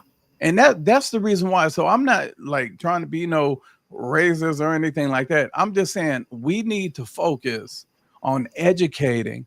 I just want the schools to teach math, reading, and science and economics. Yeah. I'll teach our kids. Let's teach our own kids the Black history. And some people may kick back and say, well, some parents don't know all that. We got libraries, we got research, we got Google, we got Chat GBT. You can learn it if you want it. If you can learn when the new version of the Jordan's coming out, you can learn the Greensboro sit-in. You know, you can learn all those things. And rest in peace, because we just lost the last one. One of the members this previous week. Hey, Julie. Hey, real quick, Julian jumping ahead. Julian said that's a form of respect. Because down here, he's down in South America. He said most kids will call you uncle or auntie and then your name. Most parents will beat their kids for just calling you by your name. They gotta say uncle or auntie first and then your name. And to your point, you jumping ahead, Drew, because like I said, Terry wanted to get into that all later. Like that's the main reason Terry came on tonight. But I was like, I've been so long without talking about the whole Charlie Kirk thing. I didn't mean to speak on it that long, but I wanted to get that out the suit. Because I know a lot of people, oh man, you usually got something to say. You usually, you know what I mean? I ain't used to saying you stay quiet on something and all this here. Like I was scared of all the smoke, or I'm scared of how people gonna feel a certain type of way. I was just on Sam's shows last week, on Sam's podcast, and the selective outrage, and no disrespect to old boy, but it was funny, you know, when I came in, he just seen the name, and it was, oh man, we got the nationally syndicated talk show host, Marvin Bennett Jr. It's chat. Thank you for joining us. Respect. I said prophetic, yo. So, but then he started. When he went to the next topic, he didn't like what I said. Oh man, I don't think that you would do that there. I thought better you do. How you thought I would be better when you don't even know me? That's first and foremost. But what we were talking about was, you know, this incident. I don't know if you've seen about it, Terry, but we had an incident here. In matter of fact, I'll get back to that. Sam, you wanted to address something from Terry before we went on that way, right? Yeah, no, my main thing when it talked about Charlie Kirk, when I went out to NC State, I heard a whole lot of just clips. And you know how the algorithm on social media is, Twitter, TikTok. If I type something, for example, into Google and say, Charlie Kirk says black women are not smart or dumb or black pilots ain't no good. Guess what? All the Google's gonna pull up is everything that matches that. So everything I see is gonna be snippets and all clips and stuff of Charlie Kirk saying black women ain't smart, black pilots ain't pilots, and the algorithm will change to send us that. What I tell folks to do is most of his stuff is like an hour and a half. Sit there one day and just watch. It's just an hour and a half out of 24 hours. All he does is sit there and says, black people now are doing worse after the civil rights was signed, of 1964 was signed. Prove me wrong. All these young kids and people like me that's prepared to push back on them, he don't want to hear the people to get along gang that agree with him. He's opening the mic up for people that don't agree. And then like he explains, like if you went on Google right now and said, Jasmine Crockett states that she told her boss to hire her because she was black. And you pull that up, you will sit there on that a minute and a half clip and see her explain that she literally says, when I was finished law school, I didn't have no defense experience. I had zero experience. I went to my boss, Charlie, and I asked Charlie, you know I don't have no experience or anything, but you should hire me because I'm black. Her words. Then she says, Charlie looked at me like I was crazy. But then she said she told him that when I walk into that courtroom, the defenders, the defendants that I'm working for is going to have more rapport with me. And when I hear that, I'm like, if your first qualification, your sex, color of your skin, your hairstyle, whether you married or not, is not a skill. It's a trait. Yeah. Jobs should be based off your skill, your merit. If I'm this barber, guess what? I used to go to All Brothers to be my barber. But then Joker started getting lazy, wanted to put the black ice and all that instead of like edging me up with the razor. and just, okay, that'll be $30. Man, somebody sent me the number to the Dominicans. Man, I get in there, they put the hot towel on my face, Noxzema, they put the massage thing and all that, same price. Right. So guess what? For the last 6 years, it's been this thing on Dominican off Capitol that's been squaring me away, because ever since I've been going to him, my wife I get home and my wife would be like, okay, you need to take your trimmers and you shouldn't even have to touch your hair when the barber's done. Right, but I had to touch up because I was trying to be loyal to my boy, and I don't not have love, but he reached out to me. I was like, dude, how come you come? I said, dude, I keep telling you, I don't want none of that Beijing. I don't want no black ice. I just want a regular natural cut. I don't need to look like I'm dang on Fat Joe. How the old Carlos Boozer when he used to do the Beijing. Steve Harvey line, and as we call it. I call it the old 70, 80 shoe polish. You remember the shoe polish back in the day? Yeah. That's all it looked like to me. I think. So let me ask you this real quick, though, Sam. So based off on your opinion, do you not feel like he was a racist? I don't feel like it was, no. Okay. Now, is he a racist? Do you think Charlie Kirk is a racist? That's what I was asking him. He said no. You said no, right? I don't. And the reason why I felt he told, I believe roughly about 80%. I agree. Let me change it. I agree with about 80% of what he said. Like when people say, okay, he said all black women are this or all black women are that.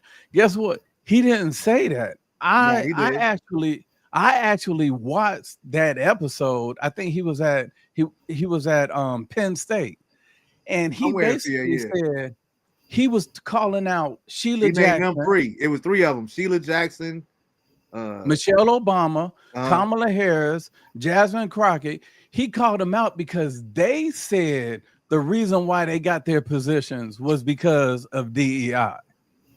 So they're saying it themselves. If I'm in a position, I'm in the position because of the way I work. When somebody commends me on what I did in the military, I wanted them to be like, oh, Sergeant Blue, that joker was a squared away soldier. I didn't want them to say, oh, he was a squared away black soldier, because you're limiting me. I don't want them to say, oh, he's one of the best black teachers at the school. Yeah. I want to be one of the best teachers, period. I want to be over everybody. So when Charlie Kirk, when them young brothers would come and push back on him and say, I feel like I'm not welcome here at Penn State because he's like, why aren't you not welcome? He's like, because I feel like I'm not good enough by your rhetoric and what you say. He's like, did you take your SATs? Did you take your ACT? You did good. You got accepted here. And he's like, yeah. He's like, well, you're the one who bringing up race. Right. Like, that's the thing. But a lot of people took the words and one of the things, and I'll quote this. Charlie Kirk said in 2023, this is word for word: the Second Amendment ensures freedom. And while tragedies happen, the right to self-defense outweighs restrictive gun control. Mm-hmm. Now, that was in 2023 when he said that. Mm-hmm. I agree with that.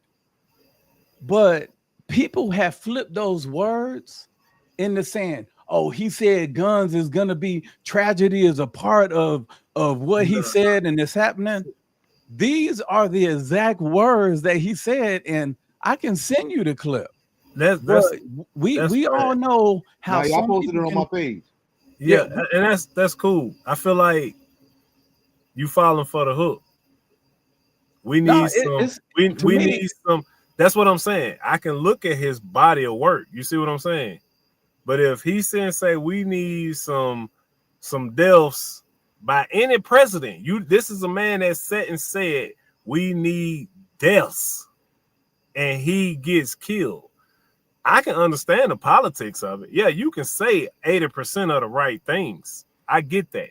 I'm in the streets with the young YNs who I see with these switches. I'm like, bro, why you got that? It ain't a lot of people out here like that. Like 3 blocks from me, somebody just got gunned down 3 weeks ago. And I'm saying like, yo, we need to change this culture.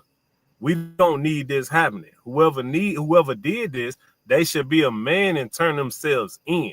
A lot of people ain't out. Like we just said and said, Charlie Kirk ain't out here in these streets.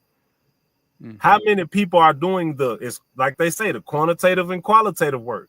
A lot of people doing quantitative work. They read in Google, they studying this. I do qualitative work. I'm actually in a street. I'm right in a. You gotta have a balance. But I'm saying you're right. You gotta have a balance. But both of them. But Marv, knowing where I'm coming from, I can give you that balance, but I'm giving you more of that street end. Everybody can sit and say these YNs need to do this, but how many YNs can you get to a Greensboro sit down unless you learn how to reach that? These guys are soulless. I'm sitting trying to hug these guys, tell them these guys are soulless. So I'm just saying from that Charlie Kirk perspective, as a former guy of that mentality, who's, like I said, you learn how to live life. And where I'm from, when I turned 30, I started learning how to live life in politics over the last 12. So me digressing the last 12 years of politics, I can look at it, like I say, straight as an arrow. This man said he needed deaths. He got killed, unfortunately. He said we need some unfortunate deaths. Yeah, like I said, read that quote again, Sam. I just said it, 2025, 2026. If it ain't my problem, I'm going to say that's a them problem. And I said I'm going to beat a dead horse. Mm-hmm. Read that quote again for me real quick, Sam. The Second Amendment ensures freedom. And while tragedies happen, the right to self-defense outweighs restrictive gun control. Right. Now, that was a word for word. Yeah, now this is what he was saying about because I got the video clip that I had posted on my page last week.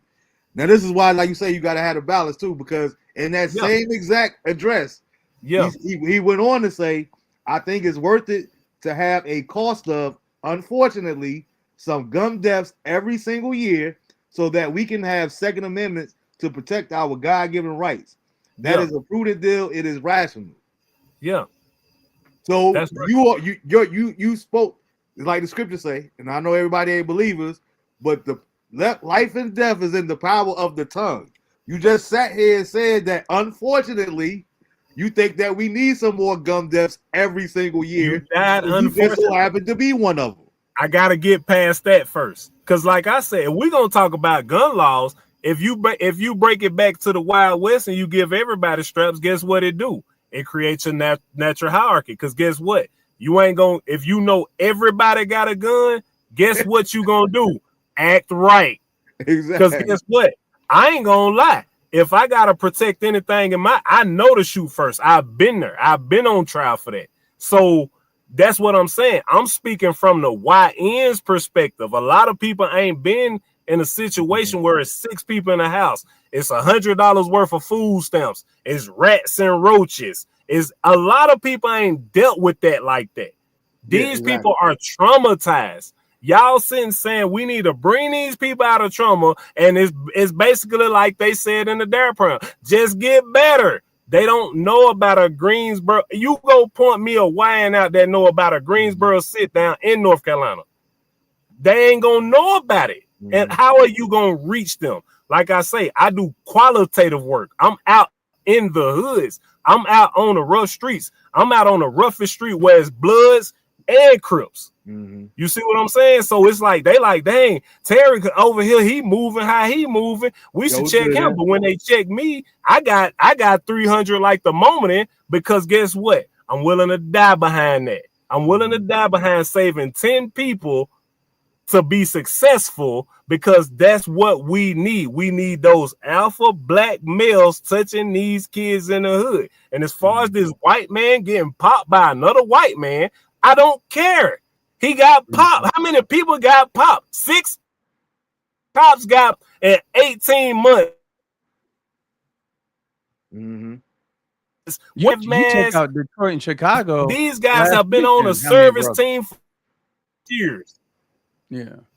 You see what I'm saying? So we done had all this. Ain't nobody said nothing. Ain't been no hoopla, none of that. But all of a sudden, when this guy who's walking the fence, as we say, and he ain't one, like you just said, you for us first. So if you for us first, I'm looking at this guy for us first. Like you kind of walk what we say, you kinda to me. You see what I'm saying? You iffy. So if you iffy, I'm gonna draw that line in the sand, put you over there. And if you want to prove yourself from over there, then do that. But you ain't got nothing to do with me if you get popped. If it's white on white crime, what does that has to do with me? Now, if you want to I don't think just from the people that I've heard, I don't think the issue just along my timeline and stuff and conversations I had, the issue ain't people having sympathy or empathy, over his death. It's emotional. Yes, it is. Let me finish the point. Go ahead. The issue is people that's making fun of it. That's who people are kicking back. The one, like you said, you on the street. I grew up on the inside of Detroit. Had to play on the floor because the stray bullets come through the window. And I come from that. I grew up with roaches. I had roaches as pets. Like they knew they didn't run. I went into the military as an escape. Right. And I went to 4 conflicts. So the thing is like what I did was I'm not the same person that I was at 15 on the corner. At 25, I wasn't the same person at 21. At 40, I wasn't the same person at 30. So that wisdom that we all gain in life, we all do things. So how you do your stuff, I do like quantitative and qualitative stuff. Yeah. I have my boy Scotty Barnes who bring people over to the house. We talk about the things that's going on, on Southeast Raleigh and all those things, because it's like, okay, how are we going to show them in a masculine way? Not the feminine way. I said, how are we going to show them in the masculine way how to get through what they're getting through? Because in my days, I'm in my 50s. In my days, you dealt with it. In my dad's days in Detroit, you dealt with it. Whatever cards you was given, you played on the best. Here, at a certain point, we cannot make excuses for mistakes, make excuses for some of these kids holding up people, sticking up people. I had a friend of mine retired from Wake County Schools, 32 years as a teacher. Yeah, right there on MLK and Raleigh Boulevard. She stayed in them apartment buildings. Yeah. She stepped out to every morning. She would walk at 5:30 up to the Starbucks. Somebody came, shot in the head, the robber. Yeah, 32 years sacrificing, public servant. So my thing is this: I feel safer. You said where at Raleigh Boulevard, Boulevard and MLK, going towards downtown. There's some apartments right there on the corner. Okay. And she lived there, and she was taken out right after she retired, 2 days after. So the thing is like, what are we gonna do? Because the way I feel is like, we can't blame, like when old boy stabbed old girl on the train. You have people out there talking about, well, you don't know what type of mental trauma you don't know this. Hold on. But I'll say in a nutshell. I'm talking about in general. A black guy stab a white guy. Guess what? It's promoted all over social media. I'm talking about these 6 cops who've been killed in the last 18 months, and ain't nobody seen no promotion. Again, it's like you said yourself. I have my homie bring somebody to this spot. I'm out here in it, and I'm talking to them while they're out here in it and saying, hey, you don't need to do that. You see what I'm saying? So it's like I'm more of the bridge who can get the YNs to you. You see what I'm saying? Because I sit and pull up on bandos and like, yo, what's up, bro? What y'all doing out here?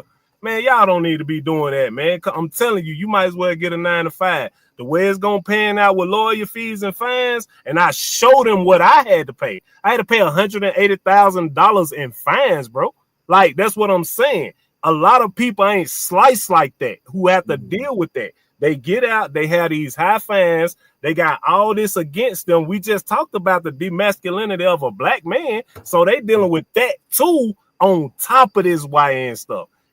I'm telling you, it's unbearable the amount of time I spend talking to people from 12 to 17 years old, and I'm telling you, they soulless. You can't sit and have them come see all this money over here, because guess what they gonna think to do to get it? You see what I'm saying? You got to show them brick by brick how to build this foundation. They don't want brick by brick. It's gonna have to be. They want the house. They want the exactly. But if we are gonna protect, hold on now. What you just say? We gotta protect our village. So guess what? You gotta teach them how to do. Despite what you living in, you gotta go back to them Chicago roots and show them how to build it brick by brick. They don't know. I didn't learn how to use a chainsaw till I was 27 years old. I didn't learn how to use a table saw, miter saw, none of that. But you know what I could do at 15? Cook some dope up, bag up some weed, load up and clean a gun. So this is what these guys are doing times 10. And it's a lot of people who are saying, oh, I can bring you over here and show you all this good stuff and then bring you back to the hood and drop you off for 7 days. They see you for 1 day, and then they drop you off for 6 more days. And then they see you 1 day again and put you over there in this high life bull crap for about 2 hours and then send you back to the hood to fend for yourself and survive. That's what I'm speaking from. That's where my anger comes from.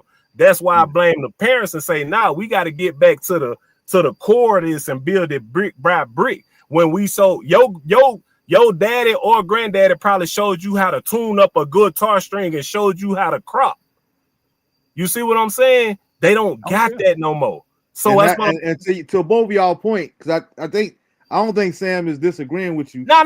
That's why I was saying. But that's why I was saying I'm more of the bridge to get them kids exactly to you, and they don't get lost in the sauce. You see what I'm saying? Yeah, like you can get to that. He said he gonna let you be that bridge. You know what I mean? Yeah, like you can say, hey, like he can say, come to the Greensboro sit down, right? No, I was just saying, I think I got him by about 10 years. And I went through my phases. Like I went through my Nation of Islam phase while I was in the military, trying to sneak up to the million-man mark. That's the point I was making. I went through my when I came from the Middle East after Desert Storm, Desert Shield, my Muslim transformation. You know, I went through being saved and accepting Jesus in my life. I went through like United Pentecostal, talking in tongues, jumping around over the pews and stuff like I just say you about to say acting a fool. And I can't knock that. And we went through that stuff. I went through being out on the street to try to help. But now I'm in my phase, in my 50s, I'm in my phase to where I go to the General Assembly each week. I sit down, see all these bills and laws, and I come back and I share it on a podcast. This is coming down the pipeline. Yeah. This is coming down the pipeline. Yeah. You got all these things. Instead of looking at the negativity of everything, I let brothers like you handle these YNs out there because I'm just too old to deal with. I want you to think about what all of us to do. Well, Marv, I want you to think about what you're saying. You send it through the pipeline. What's the pipeline? No, I'm talking about the pipeline of when they talk about okay, so how many? That's what I'm saying. It ain't I'm just sitting saying, okay, you got 10 years on me, so I can sit and say, well, I'm in the curve where I would rather touch their spirits and their souls because they don't even know about God. They never been to church. Like I said, you came from a spiritual. What I just said and say, faith-based initiative wiped out Christianity. Wiped out your holy Quran. I'm gonna tell you this: faith-based initiative even wiped out the book of the devil. It wiped it all out. Y'all falling for the hook, y'all ducking, y'all not bobbing, and y'all not looking. I'm telling you, it's more YNs than ever that are more reckless than ever. Why? Because they got these pipelines and these programs that aren't successful. I'm not saying in your state. I'm just sitting saying what I'm seeing. I'm seeing this, and I'm saying, hey, these people ain't got this. What's this pipeline we got for this? And how are we going? We can't do one day. We cannot do one day. We can't do 1 or 2 days. These have to be kids we have to grab day in, day out, check on them. Hey, we love you. They need to hear that consistently. When I sat and told one of these dudes who I coached, he was 12. He is 22 now. I hugged him and said, bro, I love you. That man started crying. Man, I ain't been told I was loved since I was like 10 years old. How many people are going out and talking to these kids? And that's what I said is enough for all of us to do. You know what I mean? I get exactly what you said. Alpha males have to come back. Because I like your passion about alpha male like me can raise a house of 5 and still go out and do that. Yeah. And I like your passion about it because it's enough that's why I said it's enough for everybody to do. We always talk. Oftentimes, me and Sam, we talk about one of the preachers here. Yeah, it's Wood, and I know one of the pastors that come up under Wood, and we've had this conversation amongst all three of us. You know, whatever. Yeah. But Wood, every Saturday morning, he's down there at the abortion clinics trying to stop abortions and everything else. This other dude, it's not that he don't care, but he said, listen, that's not my fight. Yeah, we know where he gonna be at on Saturday morning. I'm not using my Saturday morning. And you know what? I can sit and say that's fine, but you can't sit and say you about the village. You can't say you about the village. You can't say you about the village if you're not doing 50% of what I'm doing. You see what I'm saying? I'm the one saying, nah, you're not part of this village. You can continue to do what you're doing. I feel you, but it's a lot more going on than you know. You gotta jump into these dudes' mental, bro. Like if you say I'm part of this village, I want to save the village. What I'm saying though, this is why I agree with you on that, Terry. I'm not saying that you're wrong, but this is where I disagree at because of your passion level for it. That means that you are the one that's qualified and you should be leading that because you're so passionate about it. Yeah, that's what I do every day. Yeah, no, that's what I'm saying. But you can't expect Sam or myself or somebody else to be passionate about something that you're passionate about. And the reason that I say that is because, you know, we both athletes. So we always use sports analogies, right? So you can't, that's why you saying you ain't about the team if you ain't really trying to get ahead and be the first one to practice, the last one to leave. But guess what? This dude I'm saying he might show his passion. Right? He might show his passion a little bit different than you. Damn, my shit about that. Let me see if I can plug up. In no way, shape, form, or fashion should this dude be coaching. You know what I mean? He needs to be a part of the team manager. You still care about the team, but everybody has a different role to play. For me, this was around the 35 to 42 when we started like an AAU program because we weren't happy with the representatives that was supposed to be the role models of our son. So we basically had that done. And the one thing that our program did was because I'm good at writing grants and stuff like that. So I wrote grants and all that money came out of our household. Like they had like the best uniforms. They had we would take them everywhere, have the food brought in. We would have trainers come, you know, so they can experience these things. And we'll rent out the whole gym for like every Saturday of the summer up in Biltmore Hills. And the thing is like me and my wife, we in our car, you know, we finish up about 8, both of us going left and right, dropping all these kids off, making sure everybody get home before Monday, and we don't get back to the house till like 12:31 in the morning. Oh yeah, I did that. I was out in the street, but guess what? I said the way my back is set up, the way my knees and ankles set up, it burnt you out. Is I did what I could out there in the streets. Now and for me, and that's what I'm saying. I don't want to cut you off. That's exactly what I'm saying. You did everything like Marv was saying. Two people can be right. I applaud what you were doing. I was doing that same thing, but guess what I'm doing? Taking them to the laundromat and show them how to wash their laundry and fold their clothes properly, how to separate their clothes. Taking them to the grocery store, showing them how to go buy ground beef and make a meatloaf. Taking them out in the woods and showing them how to cut a tree. You see what I'm saying? Taking them out here and showing them how to cut the grass. I was doing way, and I'm not knocking nobody, but you gotta grab.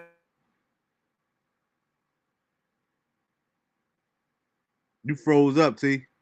I hope his phone didn't die. No, I think he had just plugged it up. Yeah, sometimes it'll get so low. Oh yeah, I don't know about them iPhones. You said somebody had a question. I'll let y'all have it. Yeah, while he's getting that together, Nicole said, "Hi, I was listening intently, but I have to add the Jasmine Crockett saying, hire me because I'm black." End quote. Okay, so what if she said that? Does that mean what? So what if she did say that? Does that mean that she did not have the education to practice law? You have to start somewhere, and it seems like she was transparent in saying that our people feel more comfortable with U.S. representing them. No, I'm sorry, not U.S., but us. Okay, so here's what I'll say right there. It's a two-part answer. The first thing is when it comes to like mentioning race, when Biden made the statement, I'm going to select the first black woman as a VP. I'm going to select a black woman as a Supreme Court justice. I would have preferred him not to say nothing, and it would have spoke more volumes and not degraded. It would have not degraded, because right there, you made the qualification the color of somebody's skin and their sex. He should have just selected. And you on top of that, you divided more people. Yeah, but he should have just, for me, I would have had more respect for him, because when he had just did it. Yeah. And the second part is when we talk about the DEI stuff. I used to train the girl Rebecca, and what she did was she was the pilot that crashed a helicopter into the plane up in DC at Reagan. Now you trained her? Yeah, I'm here. I had to get on the phone. Basketball. Okay. And this is the thing.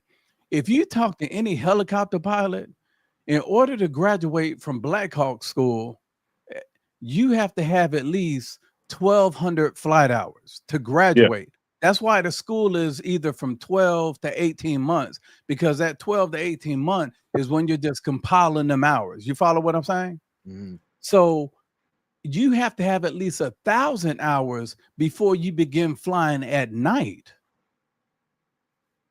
That young lady, Rebecca, nice as could be, a heart of a lion on the court.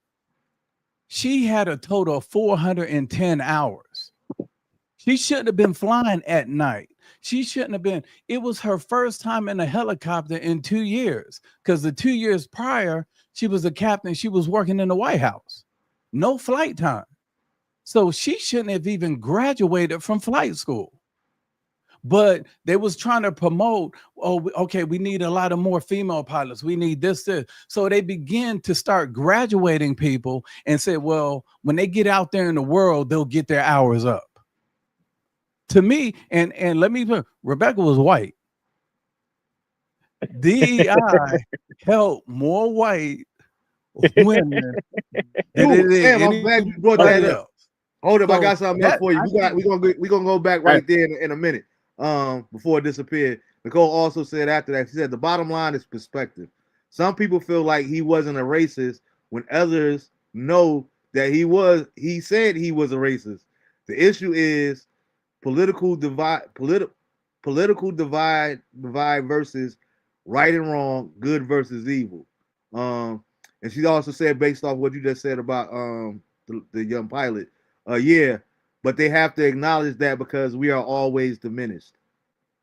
Yeah, that like I said, but the Charlotte thing, like that's what I'm saying. They people be going back to Charlotte, and I'm just speaking on my perspective. It's a white on white crime. It's their problem. Like it's like the table is getting mad because we're not sitting down getting emotional over it. It's like we said, well, it's somebody who black people talking about them. Black yeah, people nobody. Black people Yeah. did like all these podcasts are talking about all these black podcasts. The algorithm literally flooded. I didn't know who Charlie Kirk was at all. See, and I've that's been over listening to him for 12 years. That's what I'm saying. I've seen him on TikTok from here and there when he was with what's the girl, Owens girl, Candace Owens. I seen a couple of them. Like I say, you see the TikTok clips, stuff like that, but I've never actually followed him. So that's most people in America, other than the people who follow him. I know him. Nah, to your point, T, I ain't gonna lie. You know, like I said, I didn't know his name. I just seen him from different things that I seen, and I was like, "Yo, okay, this the new young dumb idiot, right?" So I didn't know his name though. So it's safe to say you knew him how I knew him from a few clips here and there. Just like right now it's 3 people on this podcast. 2 out of 3 don't really know who he is. So the world is viewing him like we know of him. We didn't know who he really was. And we're sitting saying from this community, it's a white on white crime. So when it's all this black on black crime, where's the outrage? Where is not one of 6 black cops who got murdered had their flags flown at half staff? Has this man done half of the work that these cops been on? They all 15 plus year guys. So who's to measure the level of work? That's what I'm saying. That's the hook. Yeah, I'm saying let's break it down to brass tacks. It's 6 cops who died in America.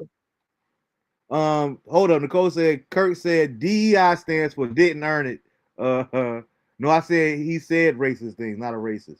Nah, man, DEI was real. I done came in podcast, and when he spoke at different colleges, I had to hear for myself that make my own discernment. And that was my thing too. Like I said, I went back and watched some of the different things because I know how you know. Like I always use the example of Allen Iverson practice. We talking about practice. That was taken fully out of context. He was not saying that he didn't like practice, but you had to see the whole full 18-minute press conference to understand the full context of it. And we gotta, if you gonna say Allen Iverson, we gotta, who is this? A black man coming to the league, sagging in his pants, wearing braids, wearing a headband, somebody that can judge. Yeah. Again, it like I said, again, don't fall for the hook, bust it down to brass tacks. These 1 out of 6 cops who have served for their country, 4 of them was actually served in the military.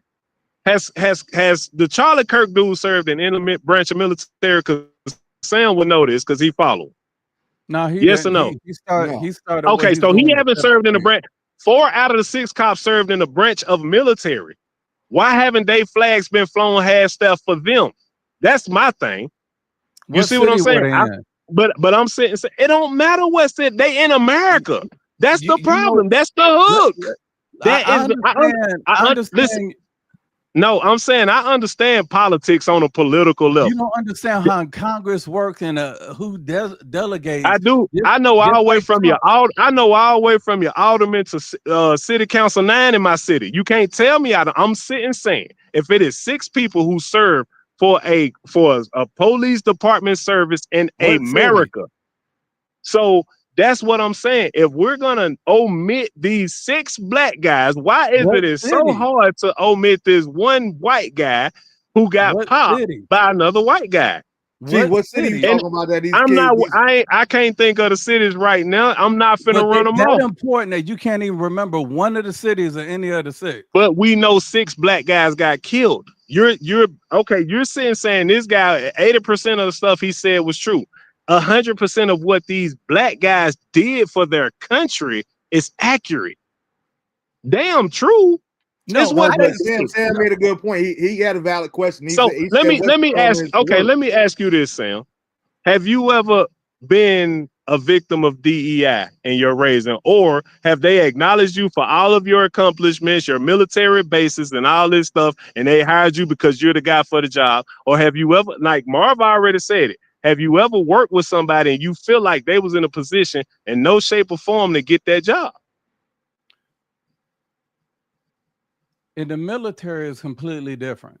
I'm talking about in the regular world. I'm saying with your military background, with what you've accomplished. Let me say it again. With your military background and what you've accomplished in life, I'm asking you before God himself, have you ever been in a position with all your accomplishments, somebody who you felt like weren't better than you got the job? Oh, it happens to everybody. It's not necessarily DEI. They may have, like, when I retired from the military, and if it ain't DEI, what is it? If it ain't DEI, what is it? Politics. Why didn't they give you the job? Politics. Like, what else? What is politics? On, let me finish.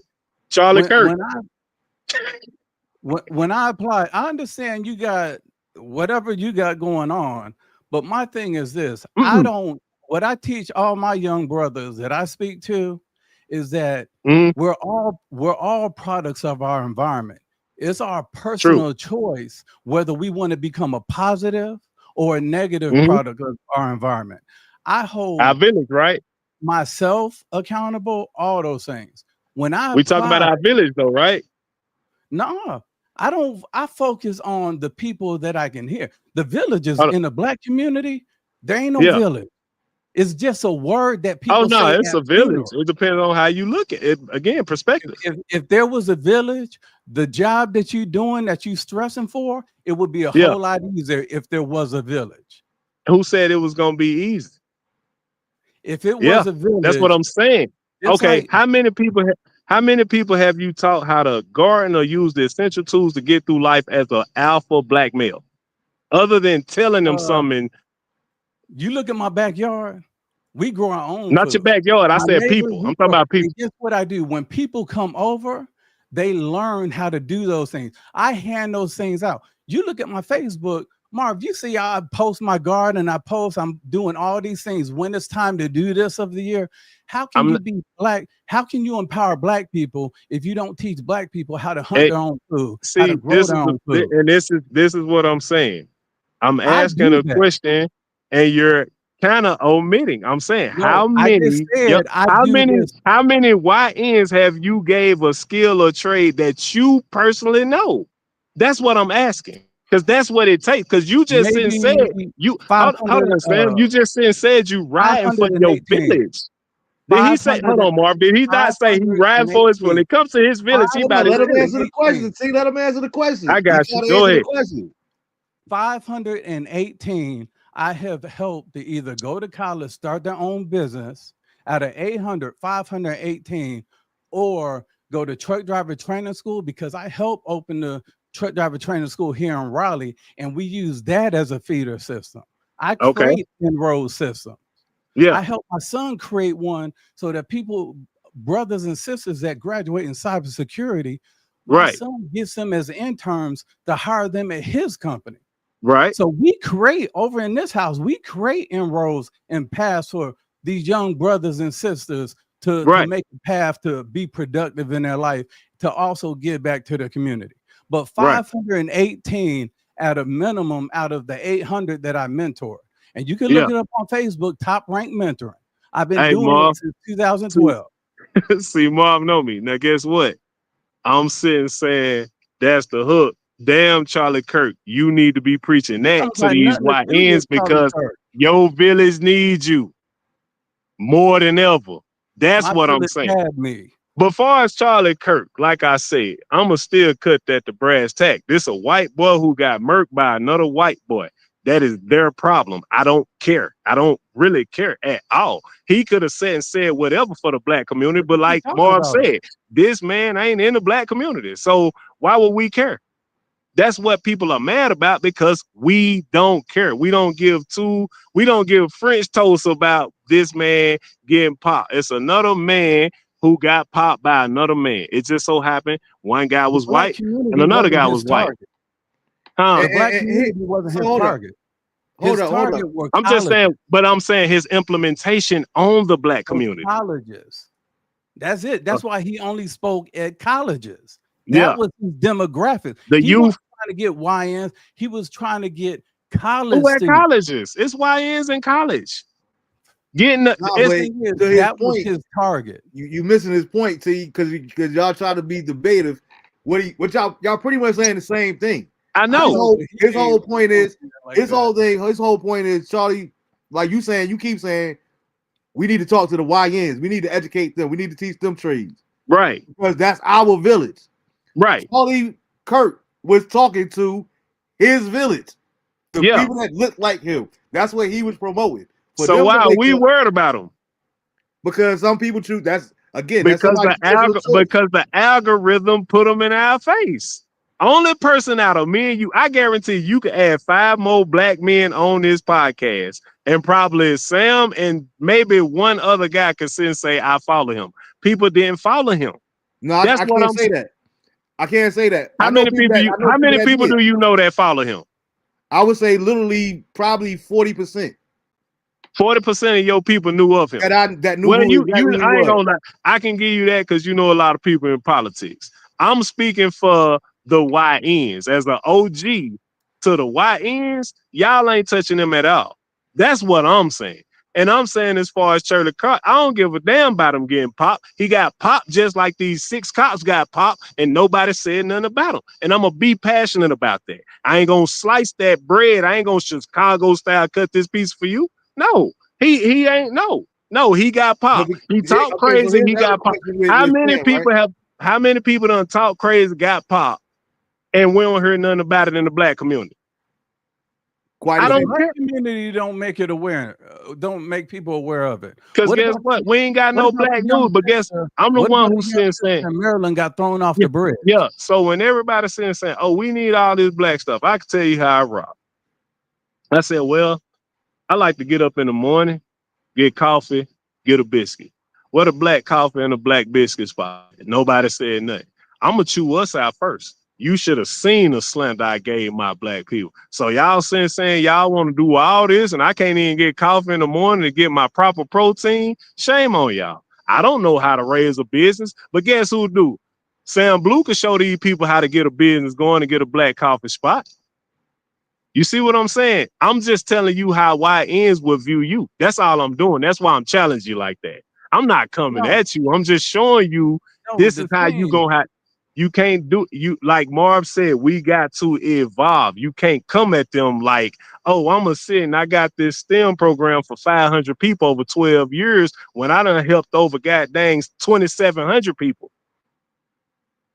get a job, learn how to do a resume. Why is that?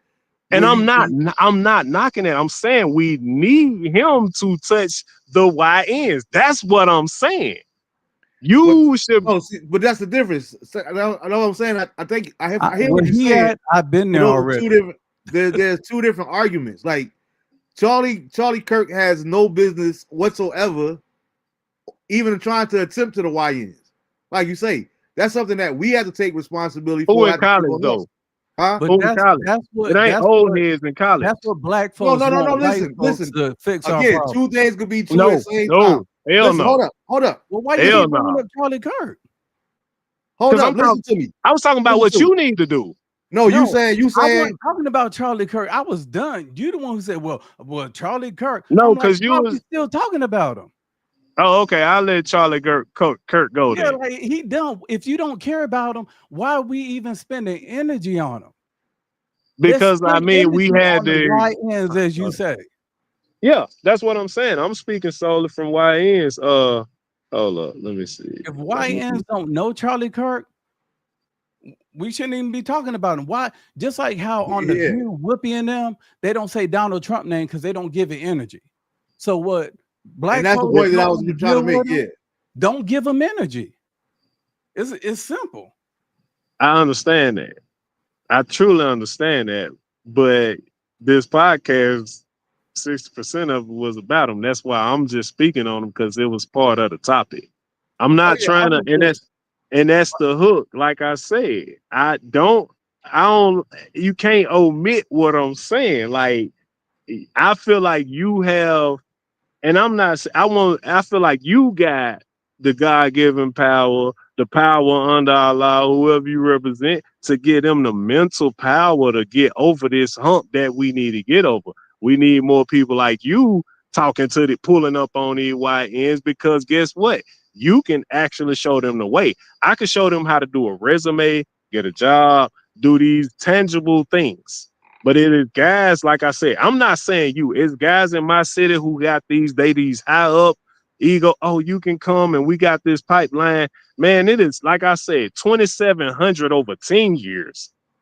It's way more than what you thinking. Saving 500 ain't enough. I'm just telling you, we gonna say we gonna protect our village. Really, what we mean? Are we gonna protect our families or our village? My girl down for me protecting my village because she know I'm gonna protect my family no matter what.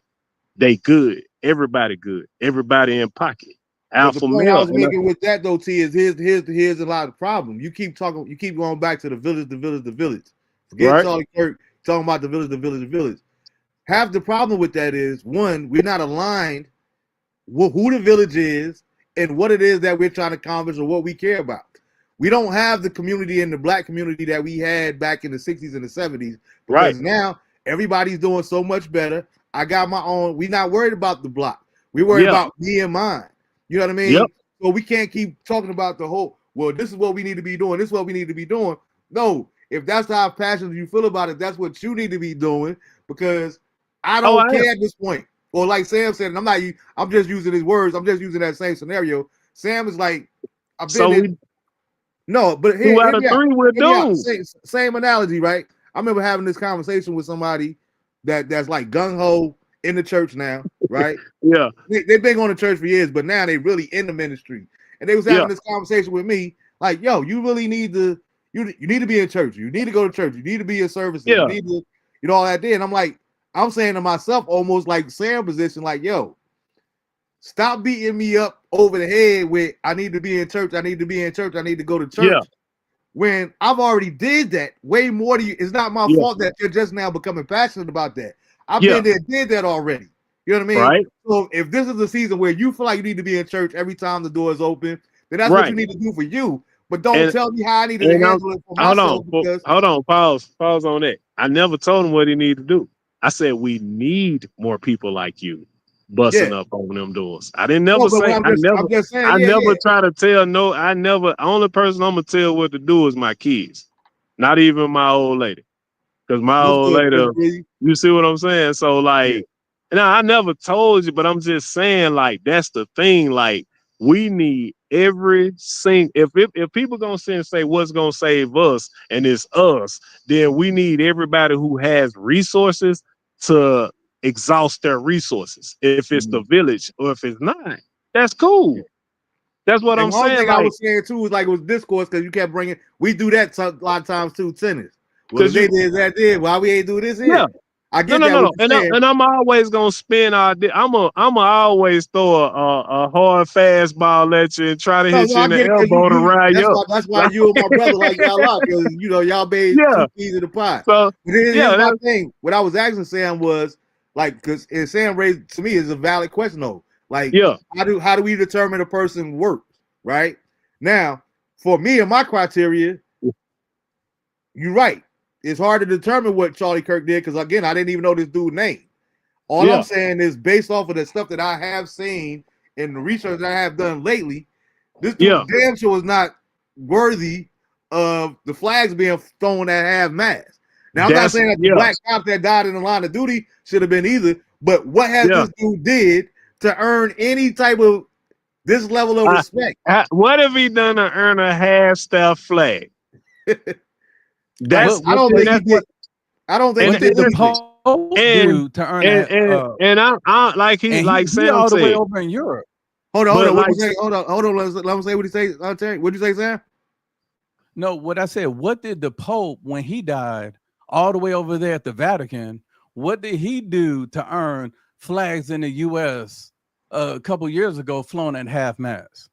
He's the Pope, and there's a big percentage of. Hold on. Are you you asked the question. I'm answering your question. Yeah, well, are you Catholic? He's the Pope. The percentage of Catholics here in America is significant.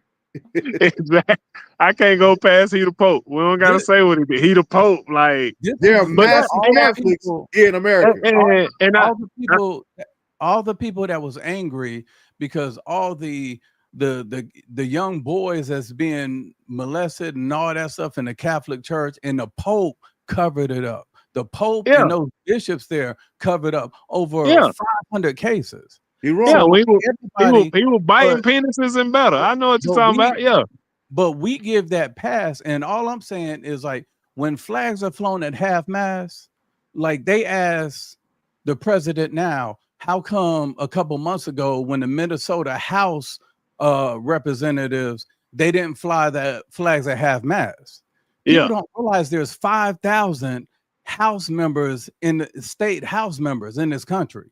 Nobody knows, but had the governor said, hey, can we honor this person by flying the flags at half mast? That's why I was asking earlier about those officers, what city was in, because their mayor or their governor could have requested that the U.S. flags be flown at half mast, but they didn't. And chose not to. I know it's I know what you're saying on that. Is right here.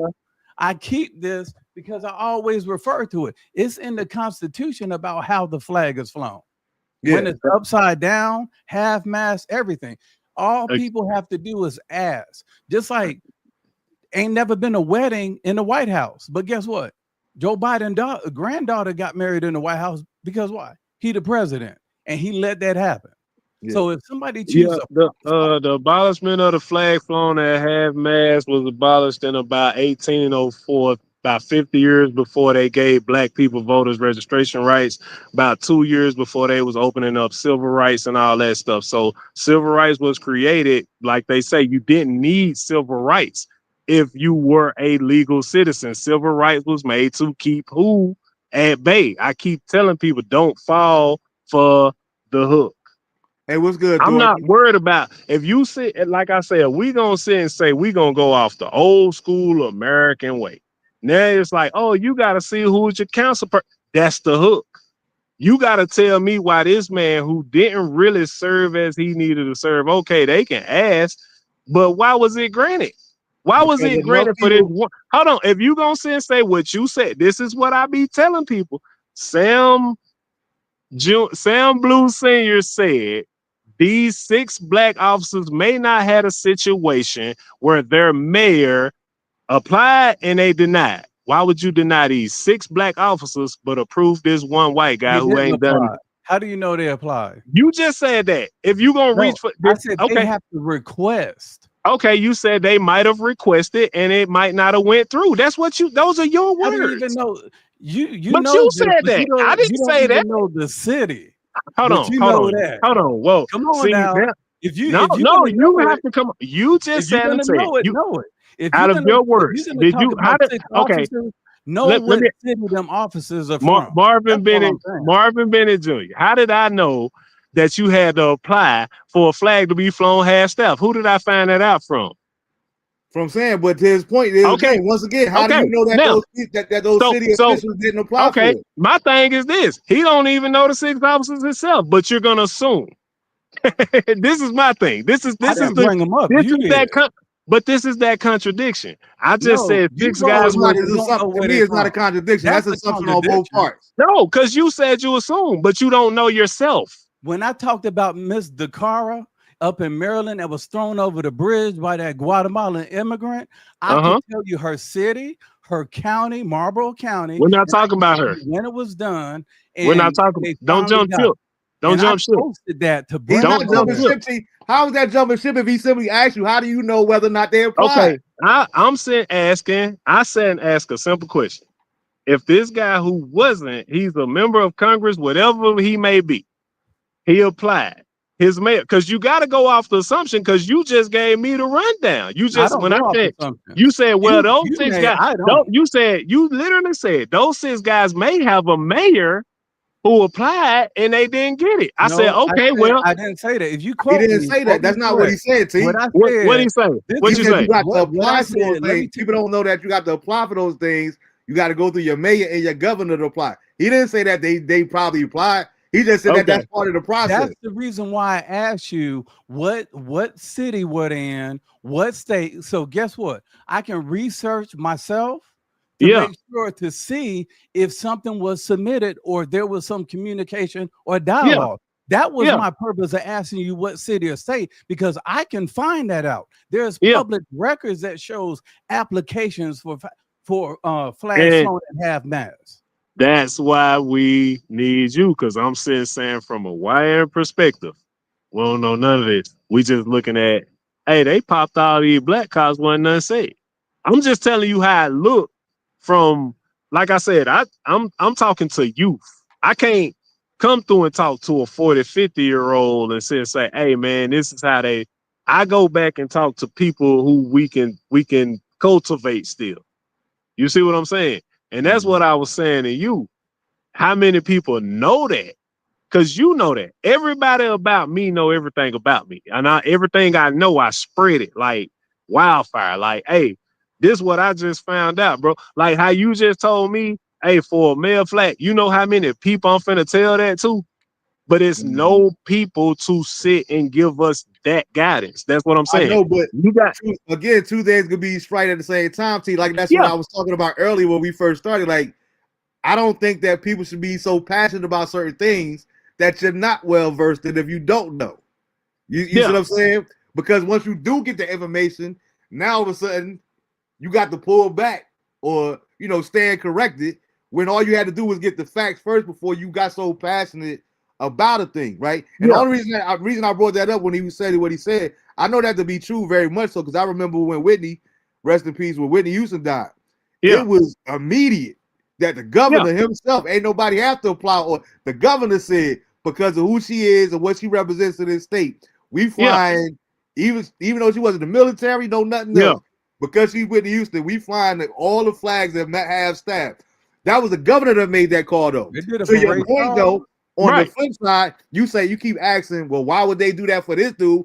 Because enough people in that state, I guarantee you, they said whether he deserved it or not. Oh yeah, let's push for that. Yeah. So I mean, that's what I'm saying.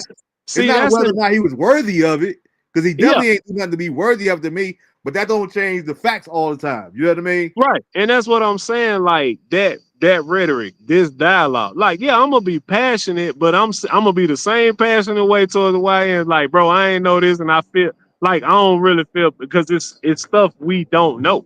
You see what I'm saying? We finding this out, like a lot of people, like I said, if you ain't learned how to do these essential things, a lot of these people didn't learn how to do these essential things till they was like 30, 32. You talk to somebody 22 out here voting, doing anything that's relative to being a man of men, they don't know. I'm telling you, it's like 4 out of 5. Man, we're running late. Let me ask you this, before we get up out of here, right? Let me ask you this, and I know how it is, and like I said, don't let the way Sam talk and look. Man. No, hold up. I won't say on number. I need his knowledge, man. Again, I know you, so I know you ain't coming at him like that. I already know that. That don't need to be discussed. But I'm trying to say, a lot of people they'll look at Sam and be like, they don't realize Sam is from Detroit. He's from the east, deep east side. 7 miles. The movie before Beach, before the 50 Boys, all that there. Sam for like, don't let the way he's talking, the way he look, fool. No. I don't never judge a book by its cover. Let me finish so we can wrap up. The reason I bring all that up is because we know the necessity, all of us, we could all agree upon that these YNs need guidance, right? Right. But again, how do we, and Nicole is still here in the comments, Nicole can attest to this. I can remember being there at Westside High School, and we would have the school assembly every once in a while. They would bring somebody that came in that's a CEO or has a major position in a major corporation. Yeah. As soon as they came in, they trying to give us this education. They trying to get the information that Sam was getting from the pipeline to bring it back to us YNs at the time. What do we do as soon as our principal ignore them? We booed them off the stage like they had Showtime at the Apollo. Yeah.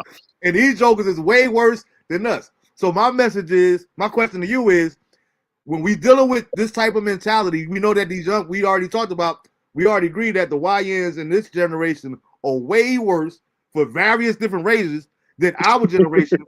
How do we get this information to the ones that need it that don't want to receive it?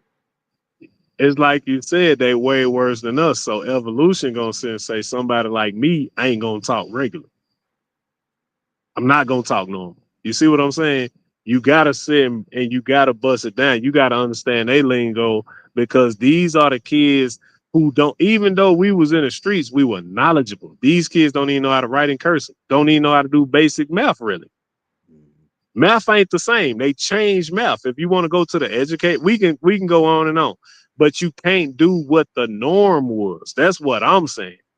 And I'm not saying, oh, I'm heated. No, I'm gonna be passionate about it because I done seen somebody die in their homeboy hands. And it was a situation that could have been saved. So I'm speaking from that, like I'm trying to save that on a note of but like that's what I said. What I'm asking, I see what you're saying, but what I'm asking though is that same YN that you got this information for you and you go approach him like you talking in a different way, you're not doing the norm. Yeah. We went, get your punk ass up out of here. I ain't trying to hear that. Like he went on it. He wanted to retaliate it. I talked to him daily. I said, man, you know what's crazy? I ain't been to church in about 6 years, bro. We just need to go to church and ask God about this. They don't know how to have a soul. So they got to learn how to have a soul first. They got to learn about God. These kids, the children of the corn, as they say, they ain't been near God. But that's my question. First. That's my question to you. We gotta help these kids that are so rebellious that don't want the help that we're trying to give. If I could change laws and legislation for equal rights, a lot of these guys need dads in their lives. Like I say, the weekend warriors reform. Yeah, that's what I'm saying. I don't know the politics, but I'm saying if, like I said, I knew coming up, we had the weekend warrior dads who wasn't about nothing, but they can sit and show you how they wasn't about nothing, and you learn from that. They don't even got that no more. So first, we got to look at what we need to do to get black fathers back in the home. Know what I'm saying? Sustain relationships. Even if, like I say, I got a mixed family. So I feel like my baby girls, like I say, I don't shy away. You ain't gonna know which baby girl mine or not because they my baby girls. You see what I'm saying? So you gonna need a man amongst men first, and you gonna have to put God into it. That's what we need more of, but we need those resources of knowing the political side of it. Because I didn't learn how to vote till I was 30. I was trapping until I was 28. I was going to college to find more customers. I was getting the A's and the grades and all that, but I ain't worried about that. I'm worried about this knot in my pocket so I can go buy these rims Friday. That's what I'm saying. To the YNs is YNs even in college. I was a YN in college myself, selling everything under the sun. It caught up to me in 2012 in my 30s, and I paid $180K in fines, and I paid almost $50,000 to a lawyer. Them the guys I'm trying to prevent from doing that, but I feel like, and that's them fines were to the DOR. No, I don't. What I have, tax. Man, see what I'm now. See, you can say that, and I'm gonna sit and say, as a guy from me, hey man, I know I had 180 fines, and I paid her to keep them out my face. That's what I know. You see what I'm saying? You ain't worried about a DOR, this and that. You like, let me pay them to keep them. And most guys fault. Luckily, I had the college backing and stuff like that to get decent jobs. You see what I'm saying? But most of these guys don't even got that, the knowledge thereof. So I'm more so like, hey, bro, at least go to school, try college. Like, man, I ain't want to do it, but it literally saved my life. Get my education and listen. Military. And listening to the military. I mean, but a lot of guys ain't doing that no more. Like, I mean, I was like that, but I tell people the cheat code is the military. You retire before you turn 40. You got free dental benefits, pay. Every month you got a 3-day weekend, 30 days of free vacation a year. Like, I always say if I could do it again, I would definitely with the military route. That's the benefit of y'all. That's that 10-year gap. Y'all was like, the military is the way. By the time I come along in 83, my pop saying, man, the military ain't no black man war. You see what I'm saying? I fell for that too. Muhammad Ali, Muhammad Ali right behind me. Now, you see what I'm saying? Now, if I could go back and do it again, I would have definitely went in the military. There you go. I know 6 kids right now, that's 18, that they shipping off during this month because they realize they see us chilling, and they're like, "What?" Like they ask us something. What do your dad do? He just be chilling and reading, and they're like, "That military." Like, now don't get me wrong. I made mistakes when I first joined because when you're in the military, you're under contract. Now I bought this thing on small car, $1,800 head unit, punch 150, 18-inch subs, vibrating, going down the street. And, I made my dumb decisions financially. But the thing is, being deployed, staying busy, guess what? When you deploy, you ain't spending money. You ain't getting in trouble. You ain't doing certain things. So I knew that going in there, my dependents would go to college for free. My legacy. And that's the thing. So it's like one of those things where I tell people, if you don't have any guidance, like I didn't, nobody mentioned college to me growing up. So I did that because I saw what my dad did. I'm like, he retired at 37. He did his Vietnam. He did his thing. He just walked around with his 82nd Airborne Division on his ball cap. Sometimes he even break out the beret with his gaiters. And so I just tell kids now, and they listening around here. I'm like, look, if you don't got no plan, because I tell people all the time, I don't think college ain't for but 20% of people that's graduating high school. Not for everybody. And that's why I tell parents, stop putting that pressure on your kids when they get ready to graduate, because all the young kids I speak to, the thing that they tired of hearing is where you going to college at? Where you going to college at? Or if they kind of big, got some size. Oh, I know you got scholarship. They just assuming they putting on. That was me. And it's like you go to college for all these crazy degrees that they created just to say you got a degree. Like, I got a friend, and his wife basically saw somebody with some tassels and stuff. She's like, I want that. So she went to get a master's.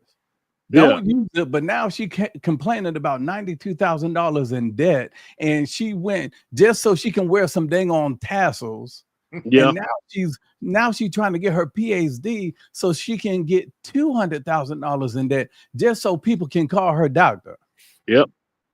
That's the decisions. I think that's what I try to keep these young kids, like, be efficient with the time. I'm like, 20 years is gonna fly by. And it'd be hard to understand that though. But that's what I did. When I retired from the military, I went to the state of North Carolina. Once I got vested in 5 years, I bought 20 years from the military. Okay. So as I did that, I stayed 4 more years and I retired from the state. So I don't get my retirement check from the state till I turn 57, a couple of years. So the thing is like knowing how to play the game of chess. Stop playing checkers. So it's just navigating, because I don't want to travel the world when my knees are shot, my back is blown out.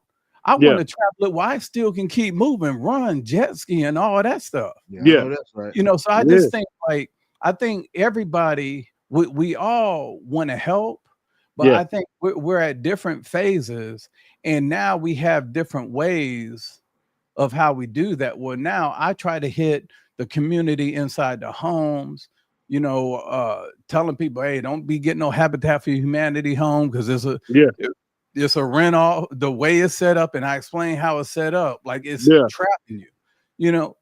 and you know, Turner on here, he even verified what I said. You know, when he was on. So I just think like being the foot soldier out there for me, that was 12 to 8 years ago. Now I'm that captain that I'm doing more administrative. You know, you the I'm the OG, and they the YNs. But that's all I was doing, just because, like, if you say I did this, I was in Detroit, I was ABCXYZ. That's what touched the YNs. Like, oh, okay, he put in that work. He ain't just telling me nothing. You see what I'm saying? That's my thing. People Like, listen to you different when they know your resume. that's And it's funny that you bring that up, saying. And when it comes to YN, that's the headliner. Yeah, it's funny what you said, Sam, because when you and Turner started talking about it, I was just listening because it's news to me. I don't really know nothing about Habitat of Humanity except for like what they did on the Do It Yourself shows and whatnot. But here it is. I've been watching. I was watching, and I'm mad. I'm disappointed in myself because we never addressed it on one of the shows.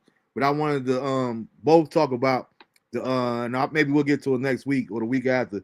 But the severity of Hurricane Katrina in the aftermath, so to speak, and also 9/11. You know what I mean? Yeah. It's like we didn't even it seemed like we didn't even realize that this was you know the anniversary of 9/11 because everybody was so busy talking about Kirk as opposed, you know what I mean? It's a great day in American history that was a straight tragedy. You know, we watching people jump out of the Empire State Buildings, and that was like a footnote. I don't even think a lot of people realized the day after was 9/11 anniversary. You know what I mean? Yeah. We so caught up in, like you said, the algorithm and all that. Man, you know what's crazy? I actually knew because my daughter was talking to me about it. I knew the day, but it was actually I got a nephew born on 9/11, so I couldn't forget it. But it was like crazy that they are making kids aware of it. You know what I'm saying? So, but when you were talking about the Habitat of Humanity, I was watching one of the series I was watching on Hurricane Katrina. Sam, they were talking about that.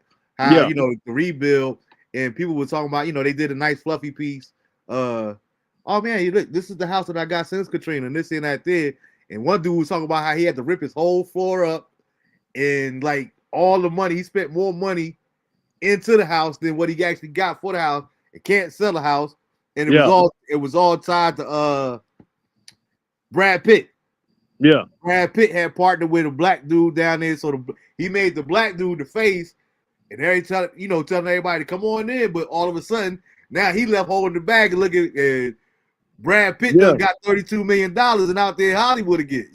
You know so what Oprah did to The Rock, she tried to get him in that Hawaii scam. Yeah. And Oprah, The Rock said, "Nuh-uh, y'all not coming at me." So he went on live, his Instagram live, and apologized. He was like, "Look, I don't know it." Because Oprah shared with him the hustle of donation. She's like, okay, if we pledge $100 million, we're going to get about 400 million in donations. So once we get that, and we're just pledging it, we're not promising it, we're just pledging that we'll do it, and we're giving it over 10 years. And that's how all these jokes, when I see all these casts, all these stars and stuff, that's the only reason why 95% of these athletes start nonprofits. They need that tax write-off. These politicians, they need that tax write-off because the key to wealth is not about how much you make, it's about how much you keep.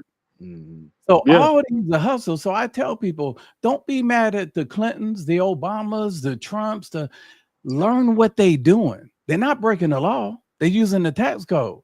That's why Elon Musk, the richest man in the world, Jeff Bezos is up there because they don't get paid salaries. They get their payment in stock, which is not taxed.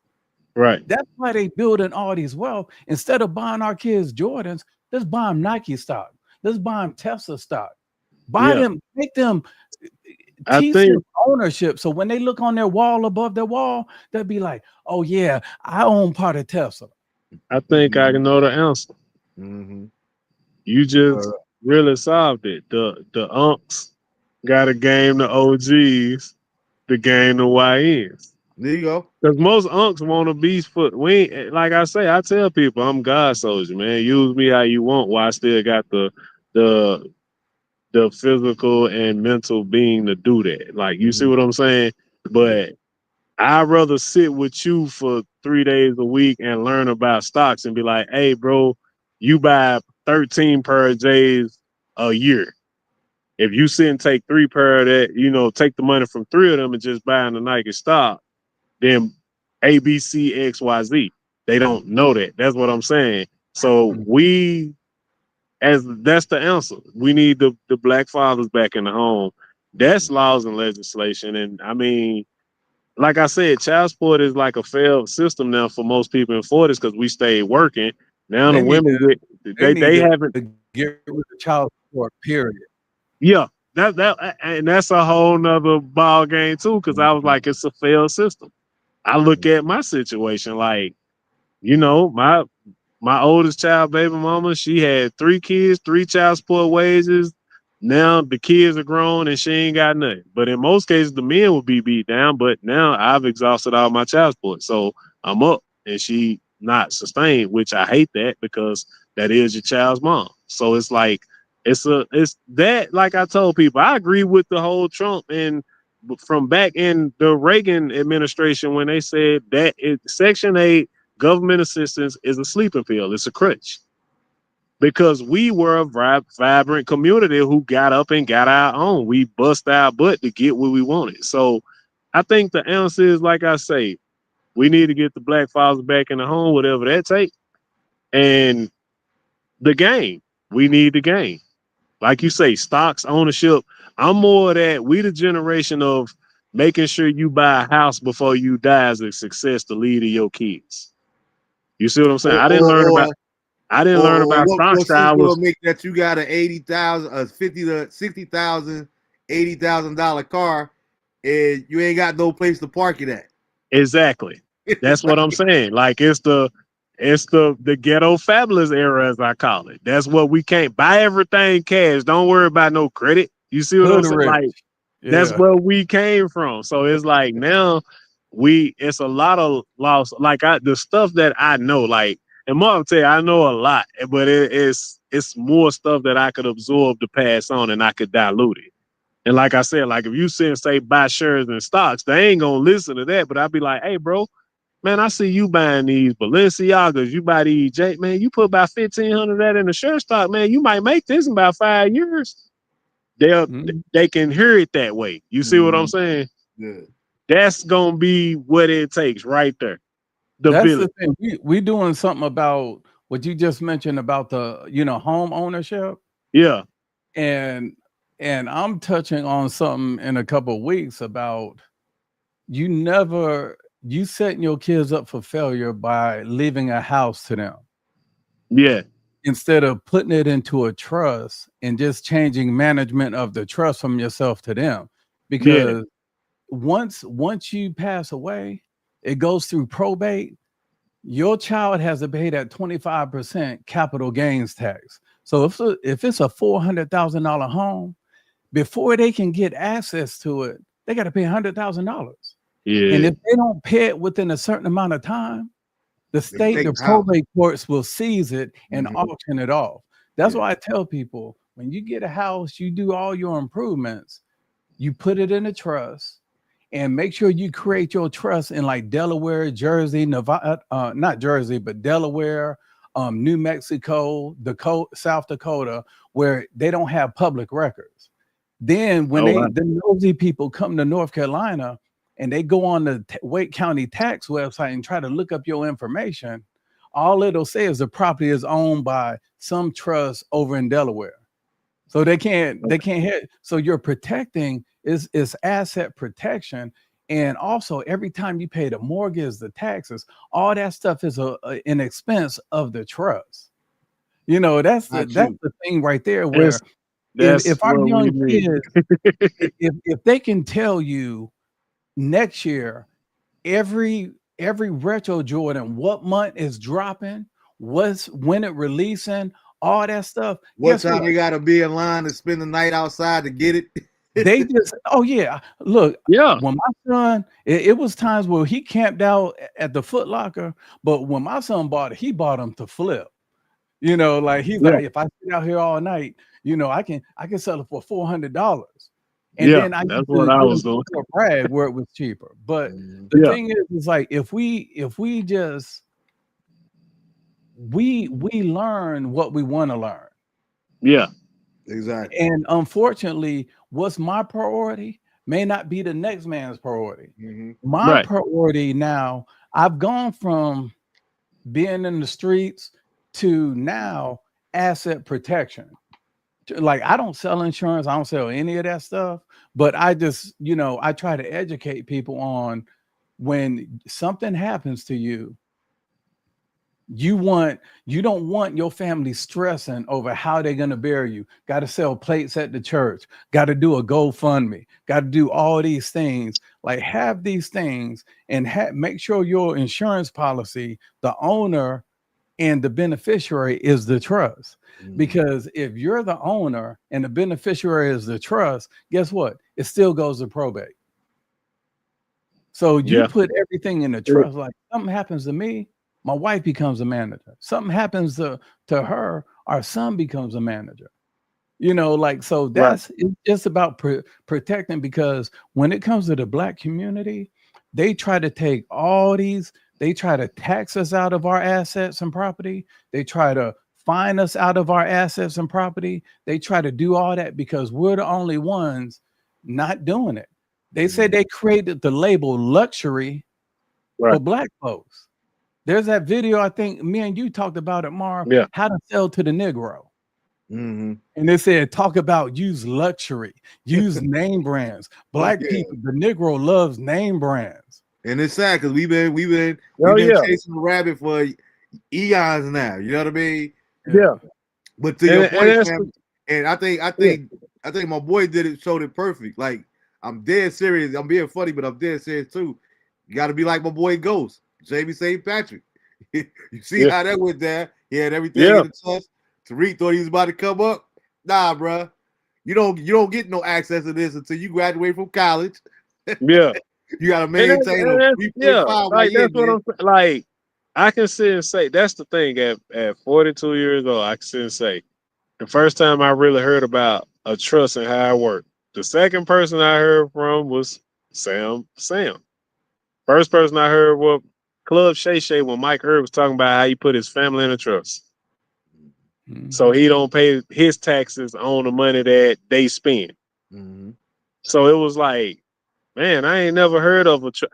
I think that is that missing link from the OGs to the unks, and we like passed you said, we to gotta the do a whites. better job because, like at this time, a lot of people. I'm not speaking for Sam or myself, but I'm saying it in general. At this age, a lot of us, it ain't that we don't care no more, like we were talking about earlier. Yeah, it's not that, but I don't have the energy to go back burnt to North out and in the streets of North to make sure I'm. Hey, let me holler at y'all 10 youngins real quick. Yeah, who y'all on this here? Yeah, I ain't got the time for that. And you, man, if you don't get your old behind out of it, man, don't nobody care about no CDs, man. Yeah, they don't even have CDs no more. They only realize that we're not talking about musical CDs. Yeah, we're talking about stocks and bonds and everything else. They thinking a compact disc. You know what I'm saying? Like it's just a matter of time. And the reason I got like that is because me and my youngest son, we always talk. You know what I mean? And I made up in my mind coming into 2025. I don't do the resolutions, but I remember saying at the beginning of the 2025, I said, you know what? I said, I'm not going to ever, as much as I love to debate sports, I'm never going to have an argument with somebody that was born after 1990 about LeBron being better than Michael Jordan. Like, I'm not doing it. We ain't doing it. Man, like I'm not doing it. Hey, you when didn't it see what I see, you know what I mean? Come to that, I'm a diehard Lakers fan, and I don't even compare Kobe to Jordan, man. I don't know why people compare LeBron to Jordan. You got, and even the music, like you got a young joke out here, man. Listen, man, Biggie ain't want no smoke with J. Cole or Kodak Black.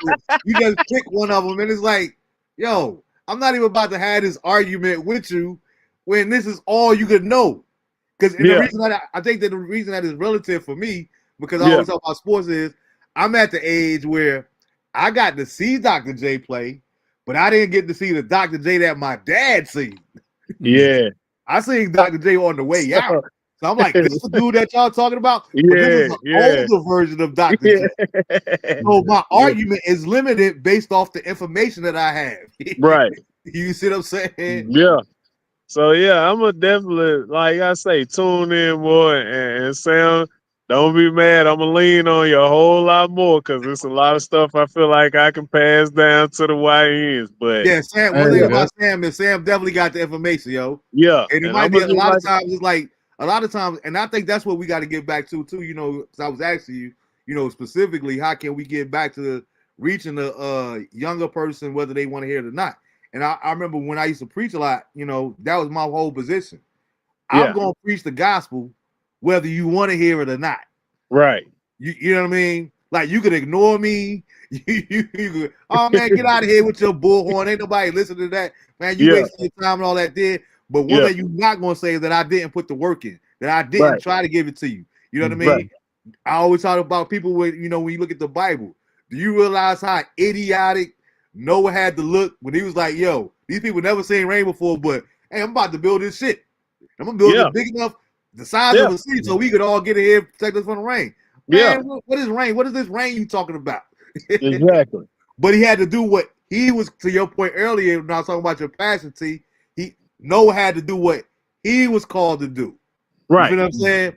And I think that once we start focusing on that more, what is my role in this here? I always try to tell people, I used to use that analogy when I in my sermons. It's like, I've never in my lifetime, I'll be 50 next month. I've never in my lifetime ever heard my right hand complain about my left foot always being get covered by a shoe. Yeah.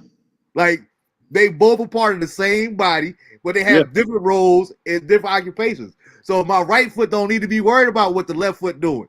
Yeah, I feel that. or vice versa. Just do what you're supposed to do, and collectively. And that's man. That's why I said I ain't gonna lie. I'm gonna push envelopes wherever I go just to tap into the mind, because you ain't gonna get that true spirit till somebody get frustrated with me. So that's what I'm saying. Like, I like to hear the resume and everything, but I think like that's the answer. Like, OGs, unks, everybody talk the talk, having the conversation. That's the beginning. Mm-hmm. And like I say, my main thing is whatever it takes to get these Black fathers back into these homes and taking care of their kids. That's because it's just like Sam said, he got that game from his father to go to the military, and he furthered it. You see what I'm saying? So and that's the point I was going to make too. Like, we can't just give them the information. You know, my mantra for life. I plan on being cremated, but I always said if I got buried, you can put it on my tombstone. My first one used to be like, don't take my kindness for weakness. But as I got older, it was like, you know, what I live by now is I can show you better than I can tell you. You know what I mean? And not only are we should be giving them information, we need to be showing them. Because one of the things that I always try to tell church people is, if I got to walk around and keep constantly telling you that I'm a Christian, I might need to question my walk. Because I shouldn't have to say, if I'm really living that life or trying my best, not being perfect, but I'm trying to live according to those attributes, according to my faith, then you know how many times I know people that live a holy lifestyle, even my mom, for example, not because she's my mother, but you know how many times we've been in the grocery store and somebody, it's something different about you. I don't know what it is, but can I talk? There should be a difference. Yeah, I know. Your mom's right. When I bring that point up to make this point, we shouldn't have to talk about we're good black men, that we care about our young people, because the way that we live our lives is so these young jokers. You know what? Even though I ain't have my dad, I know I could go holler at Coach Marv. I got jokers that's called. Matter of fact, I got a player that I coached over 13 years ago. Over 13 years ago, man, hit me up last week. Hey, yo, Coach Marv, man. Hey, won't you come out to my game and show me? Let me show you how I'm doing it. How you show me how to do it. You know what I'm saying? And it blessed my heart so bad just to, you know what I mean? Because it's like, you know, you thinking like, God, man, this dude was just putting up with me. He ain't really care. You know what I mean? But what I always say, I can't say it enough on this show. Once people know that you care, people don't want to know what. They don't care to know what you know until they know that you care. Yeah. You know what I'm saying? And once they know that you yeah. care about them, especially these YNs we talking about, once they know that you care, yeah, he different, yo. Let me see what he talking about. Yeah. I ain't really jacking that, Coach Mar, but I'm gonna listen to you out of respect for you. Oh now, yeah, somebody man. else that don't even pay them no mind. You could keep all that. You could have you could have a lottery ticket for $1 million for them. Nah, man, keep that. They ain't trying to hear what you got to say. But the more and more we make ourselves available to them, and not just our biological children, but hey, you always don't. I don't ever want to hear you say again in your life that you ain't got nobody to talk to. Yeah, you might not want to talk to me, but I'm here for you to talk to me. Yeah, you know what I'm saying? Yeah, we got to make sure that we keep that open line of communication Yeah. for these young jokers, man, because they And really need us. I take it like even to the point like I sit and be like, look, man, this is my 401k. This is what I got in here after working this long. And they looking like I'm like, you can go to work or you can go to jail. Like, or you can go to work and you can have this. Even if you get fired 30 days after, I said they fired me today, I can sit 30 days after, hit this big orange button, and it's in my bank account to at least go start a legit business. Or you can take these chances out here, go to jail. You see what I'm saying? So I show them the extremes and stuff like that, man. It's like I say, it's so right now. I never thought it would get this crazy out here. And it's like, that's bad. Like you these said, we got high school games being canceled week 1. Pop Warner games nowadays. It's not even just the high school. Yeah. Pop Warner games. We done had one cancel. Yeah, we done had one cancel, bro. Like, it's like, man, what is going on? So when you actually, you might see a kid, like I said, I see a kid that I coached and he got a kid in youth league. He like, man, it just ain't the same. And they still refer to me as coach. You know what I'm saying? Mm-hmm. Like, even though I'm a product of my environment, I never displayed that to them. So like, that's why I told him, I said, man, the way y'all working, the way y'all moving, I should never catch up to y'all with what I've been through. Mm-hmm. I said, if I catch up to y'all, it's going to break my heart. Because y'all actually did the right things, went the right path. So don't get this far just to jeopardize it, bro. Y'all got families, y'all thick as thieves, you got a wife, you know what I'm saying? So it's good, it's a whole lot of good, but it's a whole lot of bad going on right now. Mm-hmm. These kids, just like I say, they like children of the corn. So any knowledge I can get, if I gotta build the programs myself, like I said, I'm willing to do that right now because I'm in it. I'm cool with it too. Like, because if I could save 1 out of 10 out of every 10, I'm gonna do that. You know what I'm saying? Coming from a big family, got 13 nieces, all these nephews. It's like, man, I'm a look out for whoever I can. We come from that and we tight knit in this city. So it's just like I said, man, like knowing the stuff, if I could pick Sam's brain and be like, I'm the type to be like, man, I ain't even know that. I appreciate that. You see what I'm saying? If I knew I could take this angle, but now I'm in the if I knew then what I know now, but I can give it to them now so they ain't gotta wait till later on. Yeah, man, definitely connect with him. Like I said, Sam, I know he be schooling me all the time or don't even be realizing it half the time. Yeah. But like you say, man, everybody ain't going down to City Hall to sit in the legislative meetings, all that did. Yeah. That's why I said it's enough for each and every one of us to do. Cousins think I'm crazy. And like, then maybe once a month we come together collectively and push everything to the middle of the table. What you got from YNs, what you got from City Hall, what I got from the church, and we get back to that. You know what I mean? Yeah. I'm with that. Yeah, we got to stop just having this selfish mentality. I call it the selfish mentality. Yeah, it ain't. And I think we good. I think we got to get past that. I think it's where a lot of us don't sit down and have these conversations. And that's why I tell everybody, like everything, whether you agree or disagree, everything starts with communication and actually having a conversation. Yeah. Because I don't know how you feel. I can assume how you may feel or how you feel, what you're concerned about or what you care about. But it don't make it true until we actually sit down and have a conversation. Right. But I got one question, man. I hate when we get to talk about it, man. But how y'all feel about Crawford beat Canelo? Oh man, I definitely want to get it. We 3 hours late. Hey, I ain't gonna lie. and everybody that know me in my inner circle, right? I was happy for Bud. Let me start by saying that. But I'm not a boxing dude. Like boxing been dead to me as far as I'm concerned. I've been a UFC dude before they even had numbers associated with it. You know, I'm a day one when they ain't had no rules.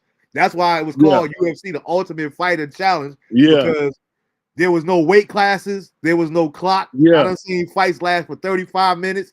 Dude 185 fighting somebody 300 pounds. Like that's what I got into. I wasn't jacking the boxer.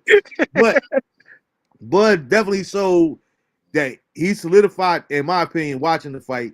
So I did watch it. And I thought it was pretty entertaining.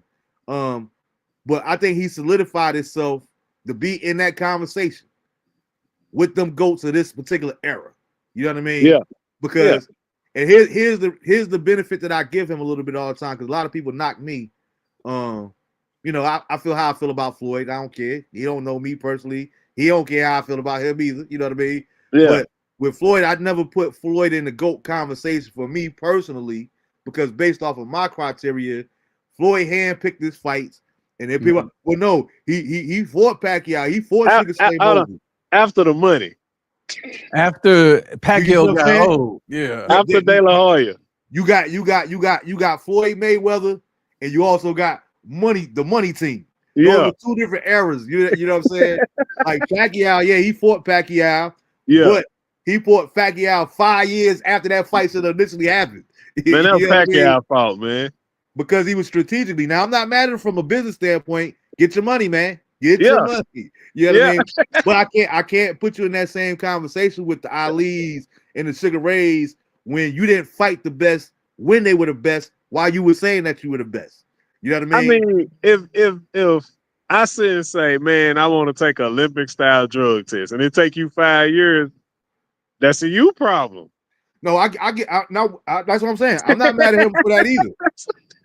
But to the point was, if and here's my thing, not just with boxing, just think about it. That's one reason I'm not really in. I'm not in love with sports no more. I literally used to love sports more than I love some people. That used to be factual. That's not even a joke. But the reason I fell out of love was during the Mike Tyson era, because the integrity of all sports, the fact that we have a national football team in Las Vegas these days is beyond me.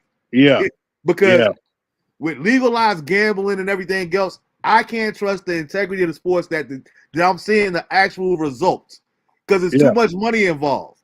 You see what I'm saying? I missed that era where we could admit it. You know, referees and wrote books admitted that they There's all kind of documentation where they talk about how they did Allen Iverson dirty. This one here is dirty. You know what I mean? We got to make sure the outcome of this game. So it's like the integrity is gone. So a lot of that, Floyd, I'm not mad at him for that aspect, but I can't negate the fact that, and I think as much as I'm proud of him and he did what he did, I also think that it damaged boxing, because when you talk about these young YNs and their mentality, half of these jokers, when did the Crawford Spence fight happen? Wasn't that like 2 years ago? It's been about 2 years. About a year and a half, 2 years. Yeah. I come from the era where jokers was fighting 3 or 4 fights in the same calendar year. But these jokers don't want to fight each other. George Foreman used to fight every other month. Yeah. Mike done had 3 or 4 fights in a 2 month span. But here's the difference, right? This is the reason I say Floyd damaged that, because of Floyd being at 50-0 and Floyd is considered this generation, or the YNs, the GOAT. Now all of a sudden, all these jokers are scared to have a loss on their record. Well, that's what actually makes you great. You know what I mean? Nobody talk about the 4 or 5 fights that Muhammad Ali lost. We talk about the fact that he fought Joe Frazier. He fought George Foreman. He fought, you know what I mean? He wasn't none of those jokers. He wasn't a second hand. No, I can say the Crawford advantage, a lot of people didn't want to fight him because they didn't want to take that loss.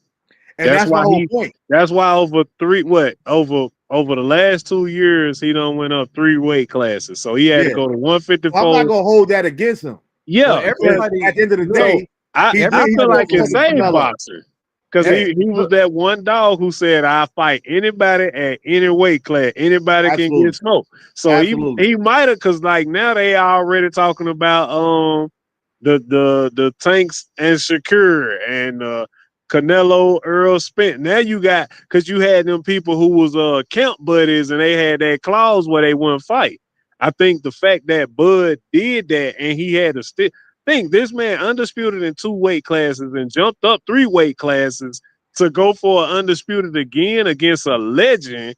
And it's like, how much more do y'all gotta sit? Because he said and told Charlo, he said, "Bro, I'll take the undercard against you after he beat Earl Spence." Why it didn't happen? Well, if you see, go ahead. Yeah, look what Canelo got. He got almost 100 million, and Crawford just got 10 million.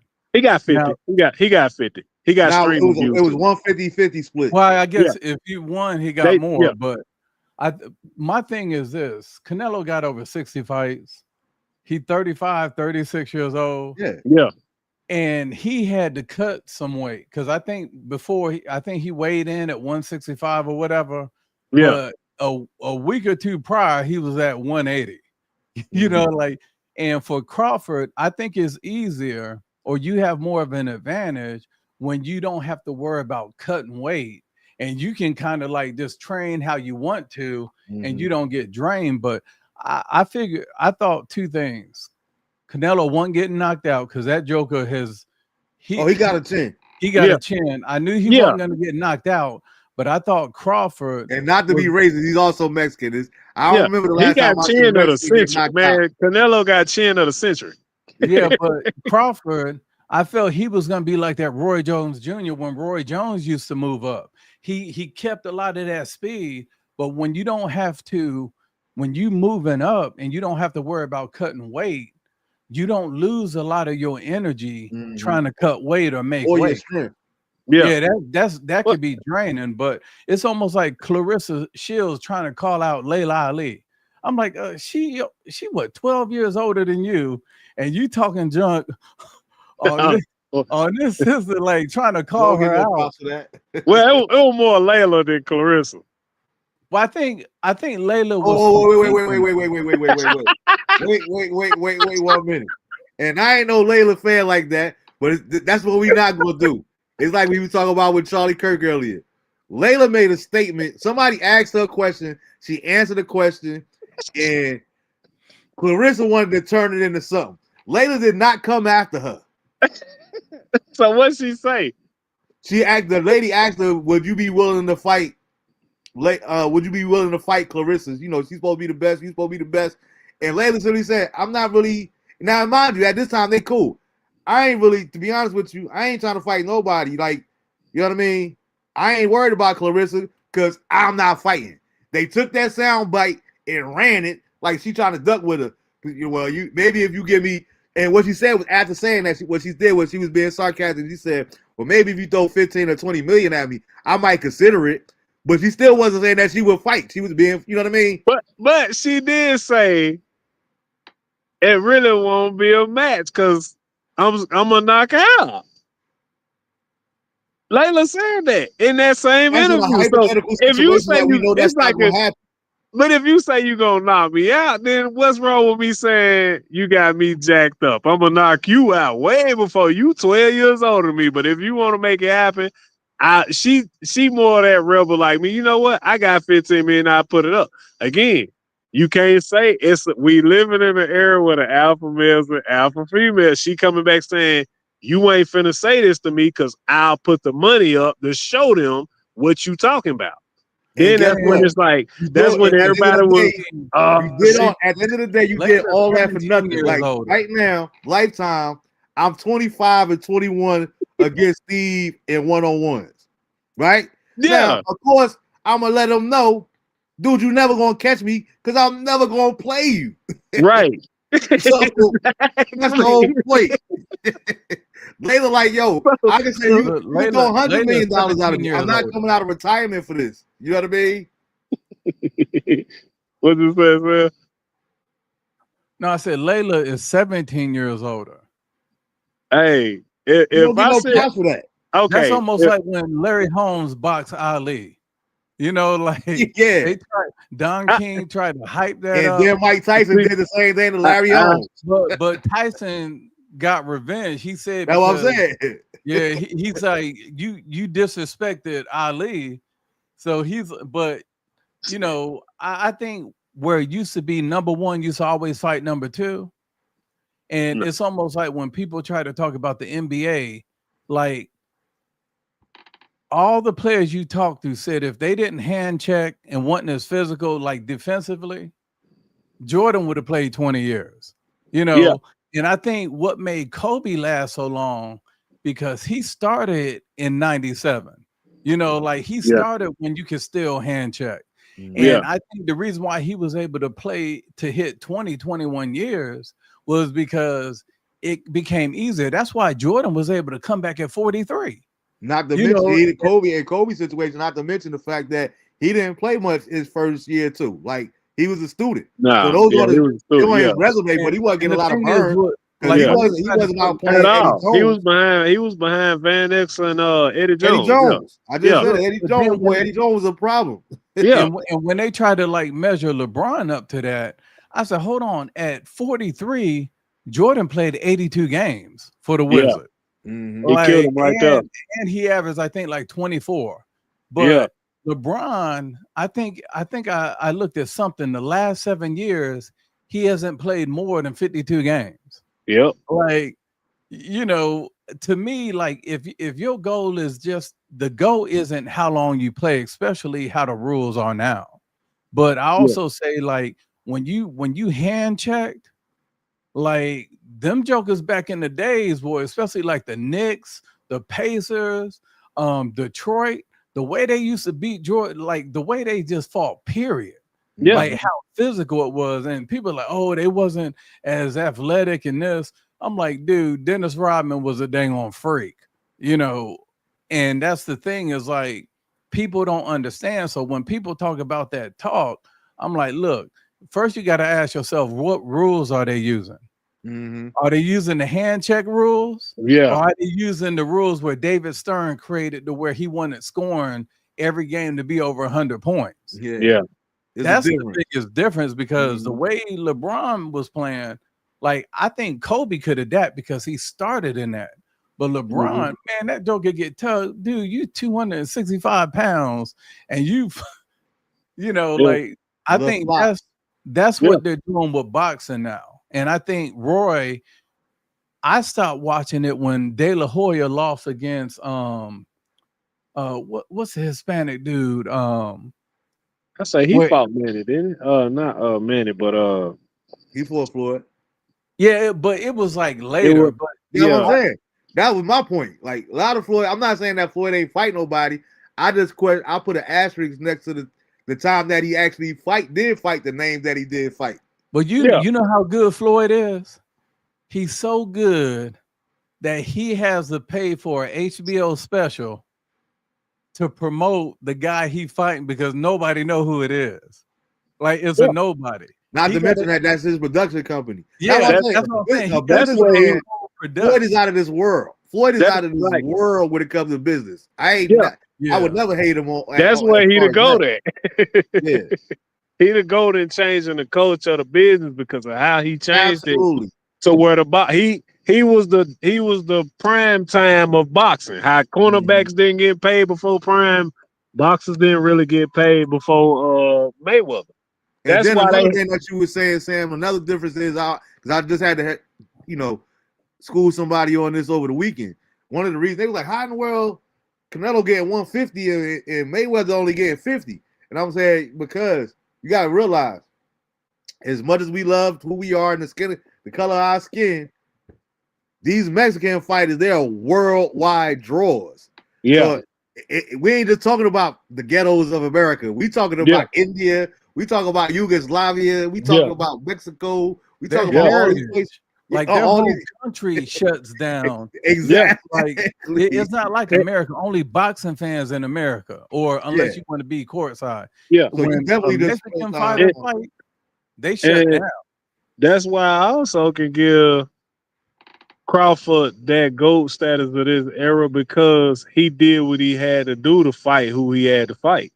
He didn't get them opportunities because he come under he out of Omaha, Nebraska. He independent. He ain't signed the Golden Boy, none of them.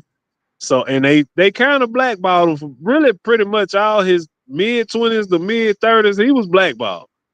They kept him. They did not want to put him WBO or none of that. They kept him in a box. Like they wasn't finna let him. Like people forget when he was almost undisputed, he could have went against. He would have when Canelo fought Floyd Mayweather.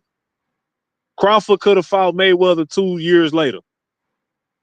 Like, he was already reaching that, but the fact that he was an independent coming behind Mayweather, they were like, we're not gonna have another Mayweather. You see what I'm like from a business That's why standpoint. I say he messed it up. I'm not mad at him, but Floyd kind of messed it up. He was the beginning to the downfall of the way we look at boxing and view now. Because us as the fans, we the ones that got to suffer. Yeah. Man, I remember my pops watching the rematch of what was it, Sugar Ray and Mayweather Sr. Like brawls like that was like, man, you was like, I'm still on boxing? YouTube to this day, bro. You ain't gonna see that no more. Well, I ain't gonna lie, I can't think of their name. Milliken, the third card fight before the Crawford, and they were throwing hands, but it was like, man, them classic boxing matches, Tommy Hearns, man, they dogs on dogs, and we gonna see who knock each other out. Yeah, you probably won't ever see that no more. Like it's gonna take somebody you're definitely not gonna see that. Yeah, you're gonna have to take. That's why I said I could get Crawford because you're gonna have to take somebody like Crawford who jumped 3 weight classes in 2 years, coming off 2 undisputed weight classes, and still the underdog, still come in and win. Now you make more dogs gotta go fight more dogs. That's what he did, and it's like literally after that match, I saw the Jamel Charlo versus Earl Spence. They might make that happen now. Now you got people in them camps like, man, y'all got to throw hands with each other because y'all see what this dude, and he was an independent. Now guess what? It's he got the power, and his next fight he gonna make 150. That's why they were saying, oh, they could do a Canelo rematch and split it 125. He ain't going for that.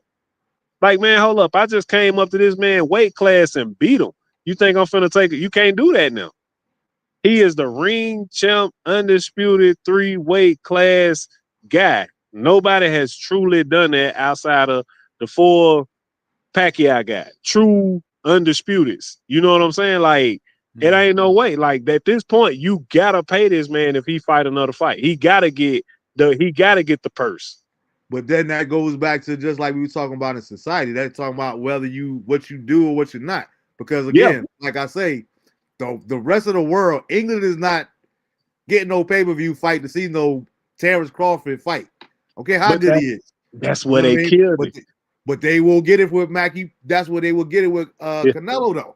It went. I ain't gonna even lie. That's what me and my brother, because my brother was going for Canelo, and I was like, bro. He was like, man, this pay-per-view. I said, no, this Netflix, bro. I said, think about how many women got Netflix and they finna have a dude over there. You know how many people finna view this fight on Netflix is worldwide. People gotta pay $80 for pay-per-view. How many people gonna pay for that $80 for pay-per-view versus how many people are gonna watch this fight and it streams? That's why I said probably like not purse wise for the boxers, but money wise for the first fight on Netflix. I can't wait till they release the numbers of how much money was generated during that fight.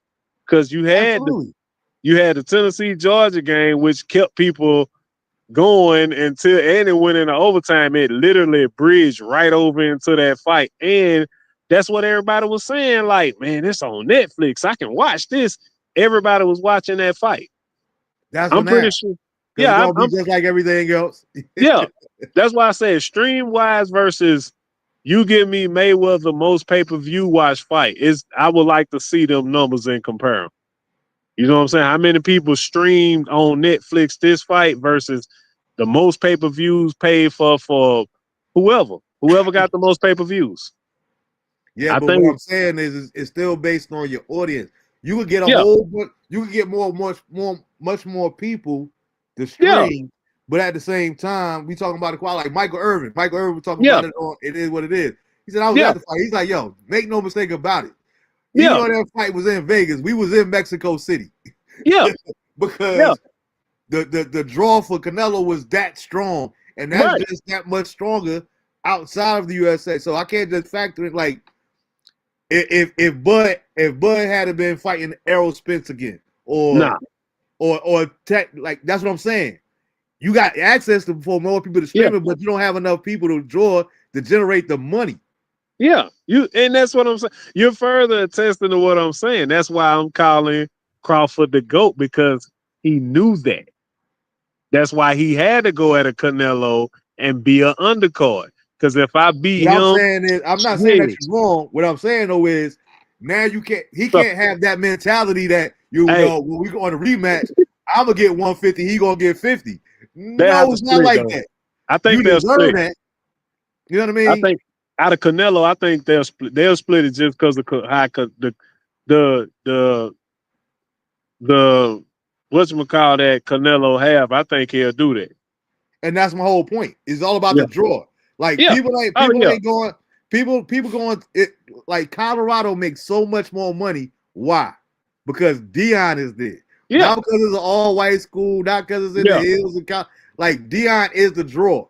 It's certain things, especially here when it comes to American fighters, particularly our brothers. Like it is nobody drawing. We would never see nobody else bringing that draw like Floyd Mayweather did. And Floyd, in that regard, like he say, he was the closest thing to Ali because a lot of people were watching the fight just to see him lose.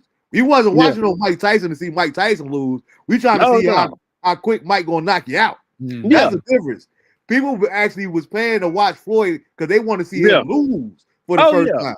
Oh yeah, agree. So even though Floyd, even though Bud is undefeated at this time, I don't think if he's not fighting somebody from overseas, I don't think that he still has that star power outside of just his skills to bring in that type of money and that revenue. Yeah. Nah, he gonna like right now, his biggest draw is a rematch with Canelo. Easy. That's what I'm saying. So don't get what I'm saying is though, you gotta be mature enough not to be so caught up in the money. Talking about what you deserve. That's what I'm saying. That's why that's why I say he might go to this era though, because it's like he realized that like for me to be a legend, I gotta take this pay cut. I gotta be the undercard. Absolutely. You know what I'm saying? $50 million better than no dollars. Yeah. You know what I mean? That's what I'm saying. Like I can't get. I'm not gonna be worried about him making 150 million because 50 million ain't nothing to sneeze at. Let me get that 50 million. That's 50 million I never had before. You know what I'm saying? So I ain't really care about what I don't count other people's pockets. Yeah, just changed my life. Yeah. Oh yeah, definitely agree. You know what I'm saying? Yeah, I just need to fight for 10 million. Like, 10 million more than anybody in my family. If he would have lost, that's what he would have got. So my point is though, why would I be? You know, that's the era that we live in. We talking about them YNs earlier. That's part of their delusional mentality. Like, yo, why would I settle for 10 million when I could potentially get 100 million? Yeah, and you holding out for 100 million could potentially get you zero. Yeah, give me that 10 million. Yeah. Oh yeah, that's all I'm definitely saying. their mindset. Yeah, that's definitely their mindset. So don't go up in the negotiation table. Well, now I'm 42-0. It's time. I'm time to get my due. I ain't doing no more favors. It's time to pay me my money. Pay me what I'm worth. A word. That's gonna be your mentality. Hey, let's see how your next fight gonna go. If we could get another one. Yeah. Word. So that's what I'm just saying. You got to be smart from that mentality. Don't let everybody get in your ear. Man, if you got 150, you should be able to get 100 for the next fight. Don't get caught up in that, bro. You got $50 million in the bank that's going to change your family generations for life. Don't be worried about what you missed out on. That's the same thing with these NFL quarterbacks now. No, man, you should have held out for $400 million. Nah. Why would you settle for $130 million? Because it's $130 million. Yeah. And to do something you love. How many people get to say they made $130 million in their lifetime? How many people you slap five with who can say that? You ain't. You see what I'm saying? Like, come on, man. I'm not worried about the potential. I'm over that. Yeah. I get that. I definitely understand that. But yeah, man, I appreciate y'all, man, for coming in here chopping it up, man. We gotta do this more often. Like I say, connect with them, T. Like I said, Sam definitely got some info for you, man. Yeah. And I want to see that. I want to find a way to do that collectively. Like you say, not with just us three or just anybody, but I want to find a way that we can start networking and connect with one another so we could all bring back some of this information that we all there you go, T. In the private chat. Yeah, it's like, we get to the point where, we all come back together and offer each other, that type of atmosphere collectively.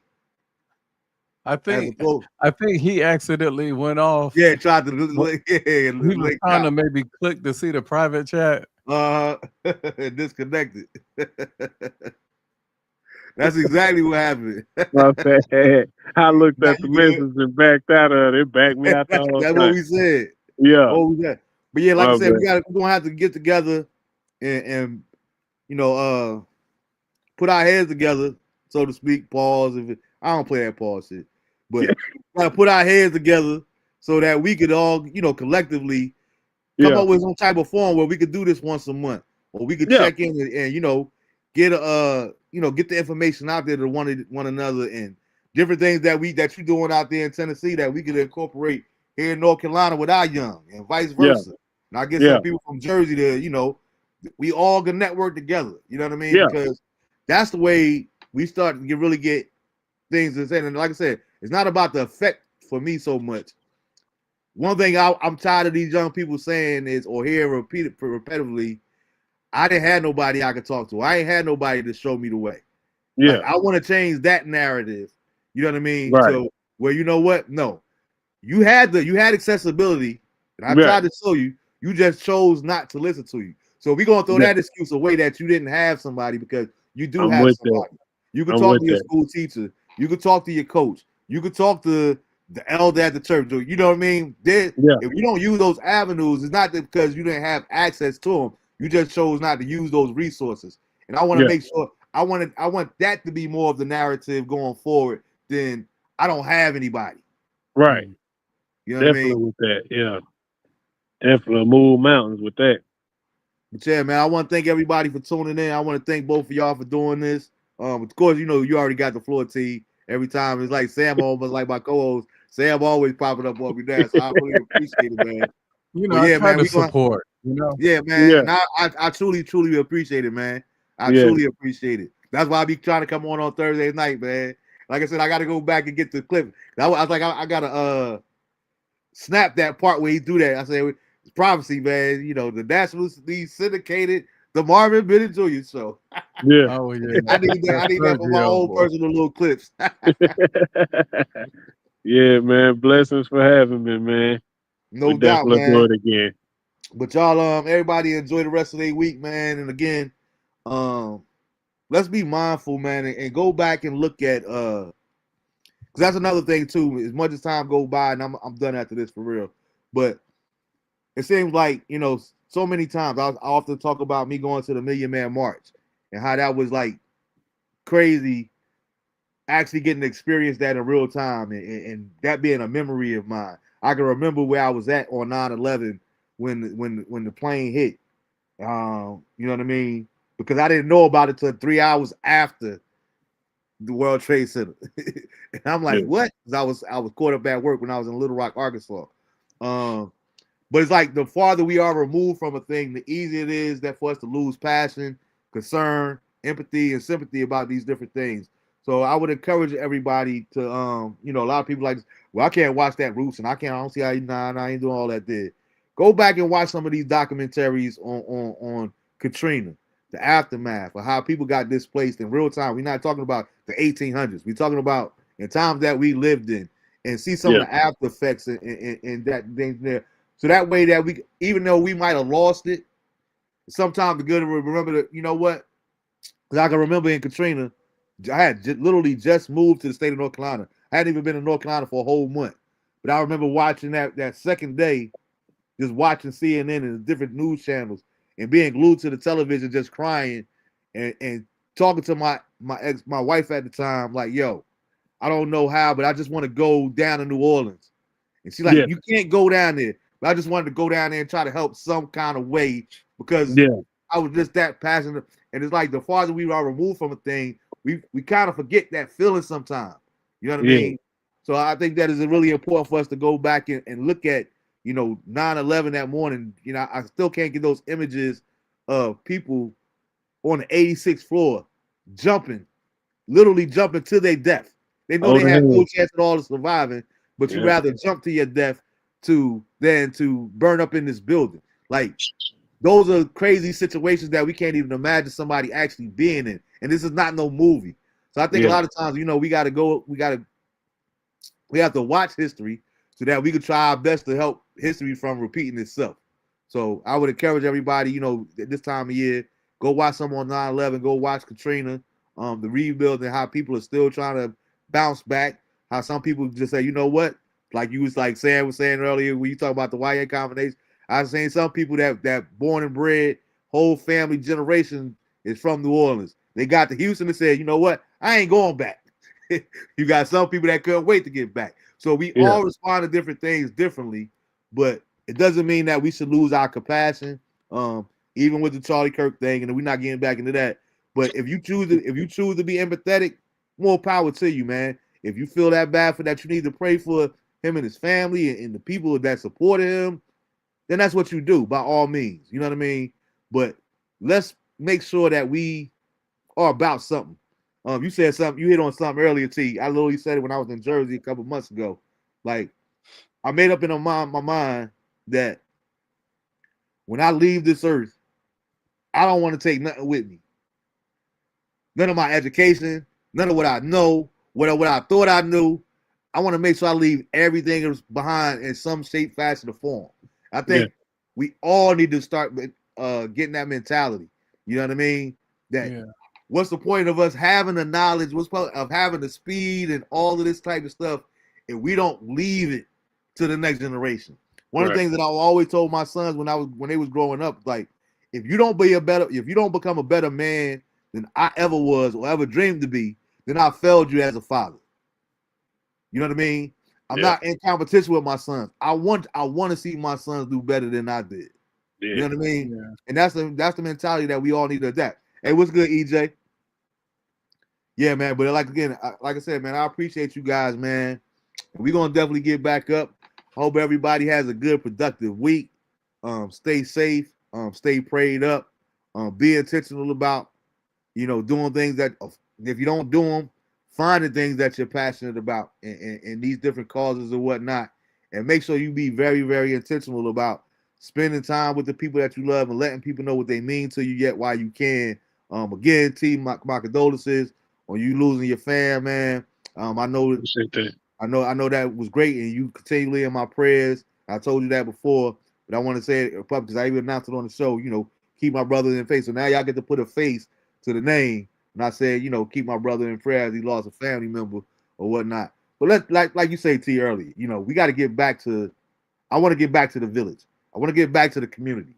I miss the era where you were scared to get in trouble in school because you're gonna get a beating from the neighbor before you. Then the worst thing in the two-parent household was what you sit right there and you wait till your daddy get home.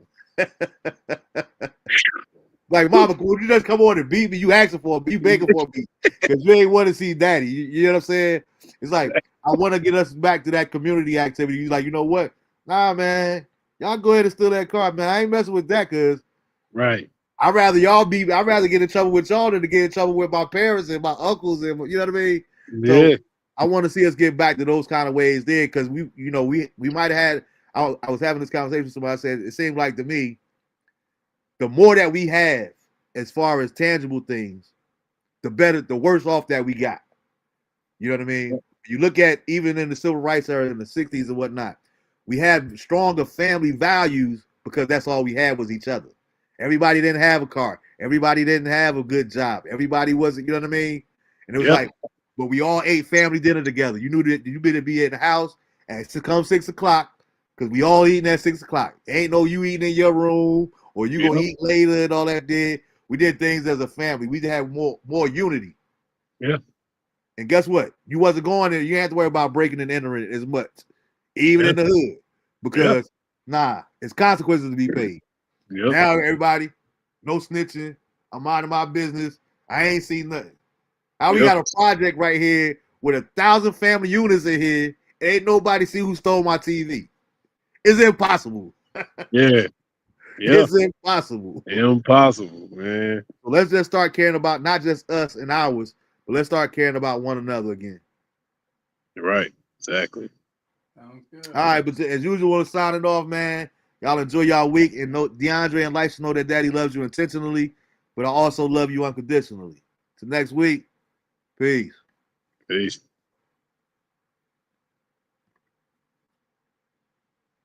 All right. Look, I ain't mean to bum rush like that. Oh, nah, you good. But yeah, it was good.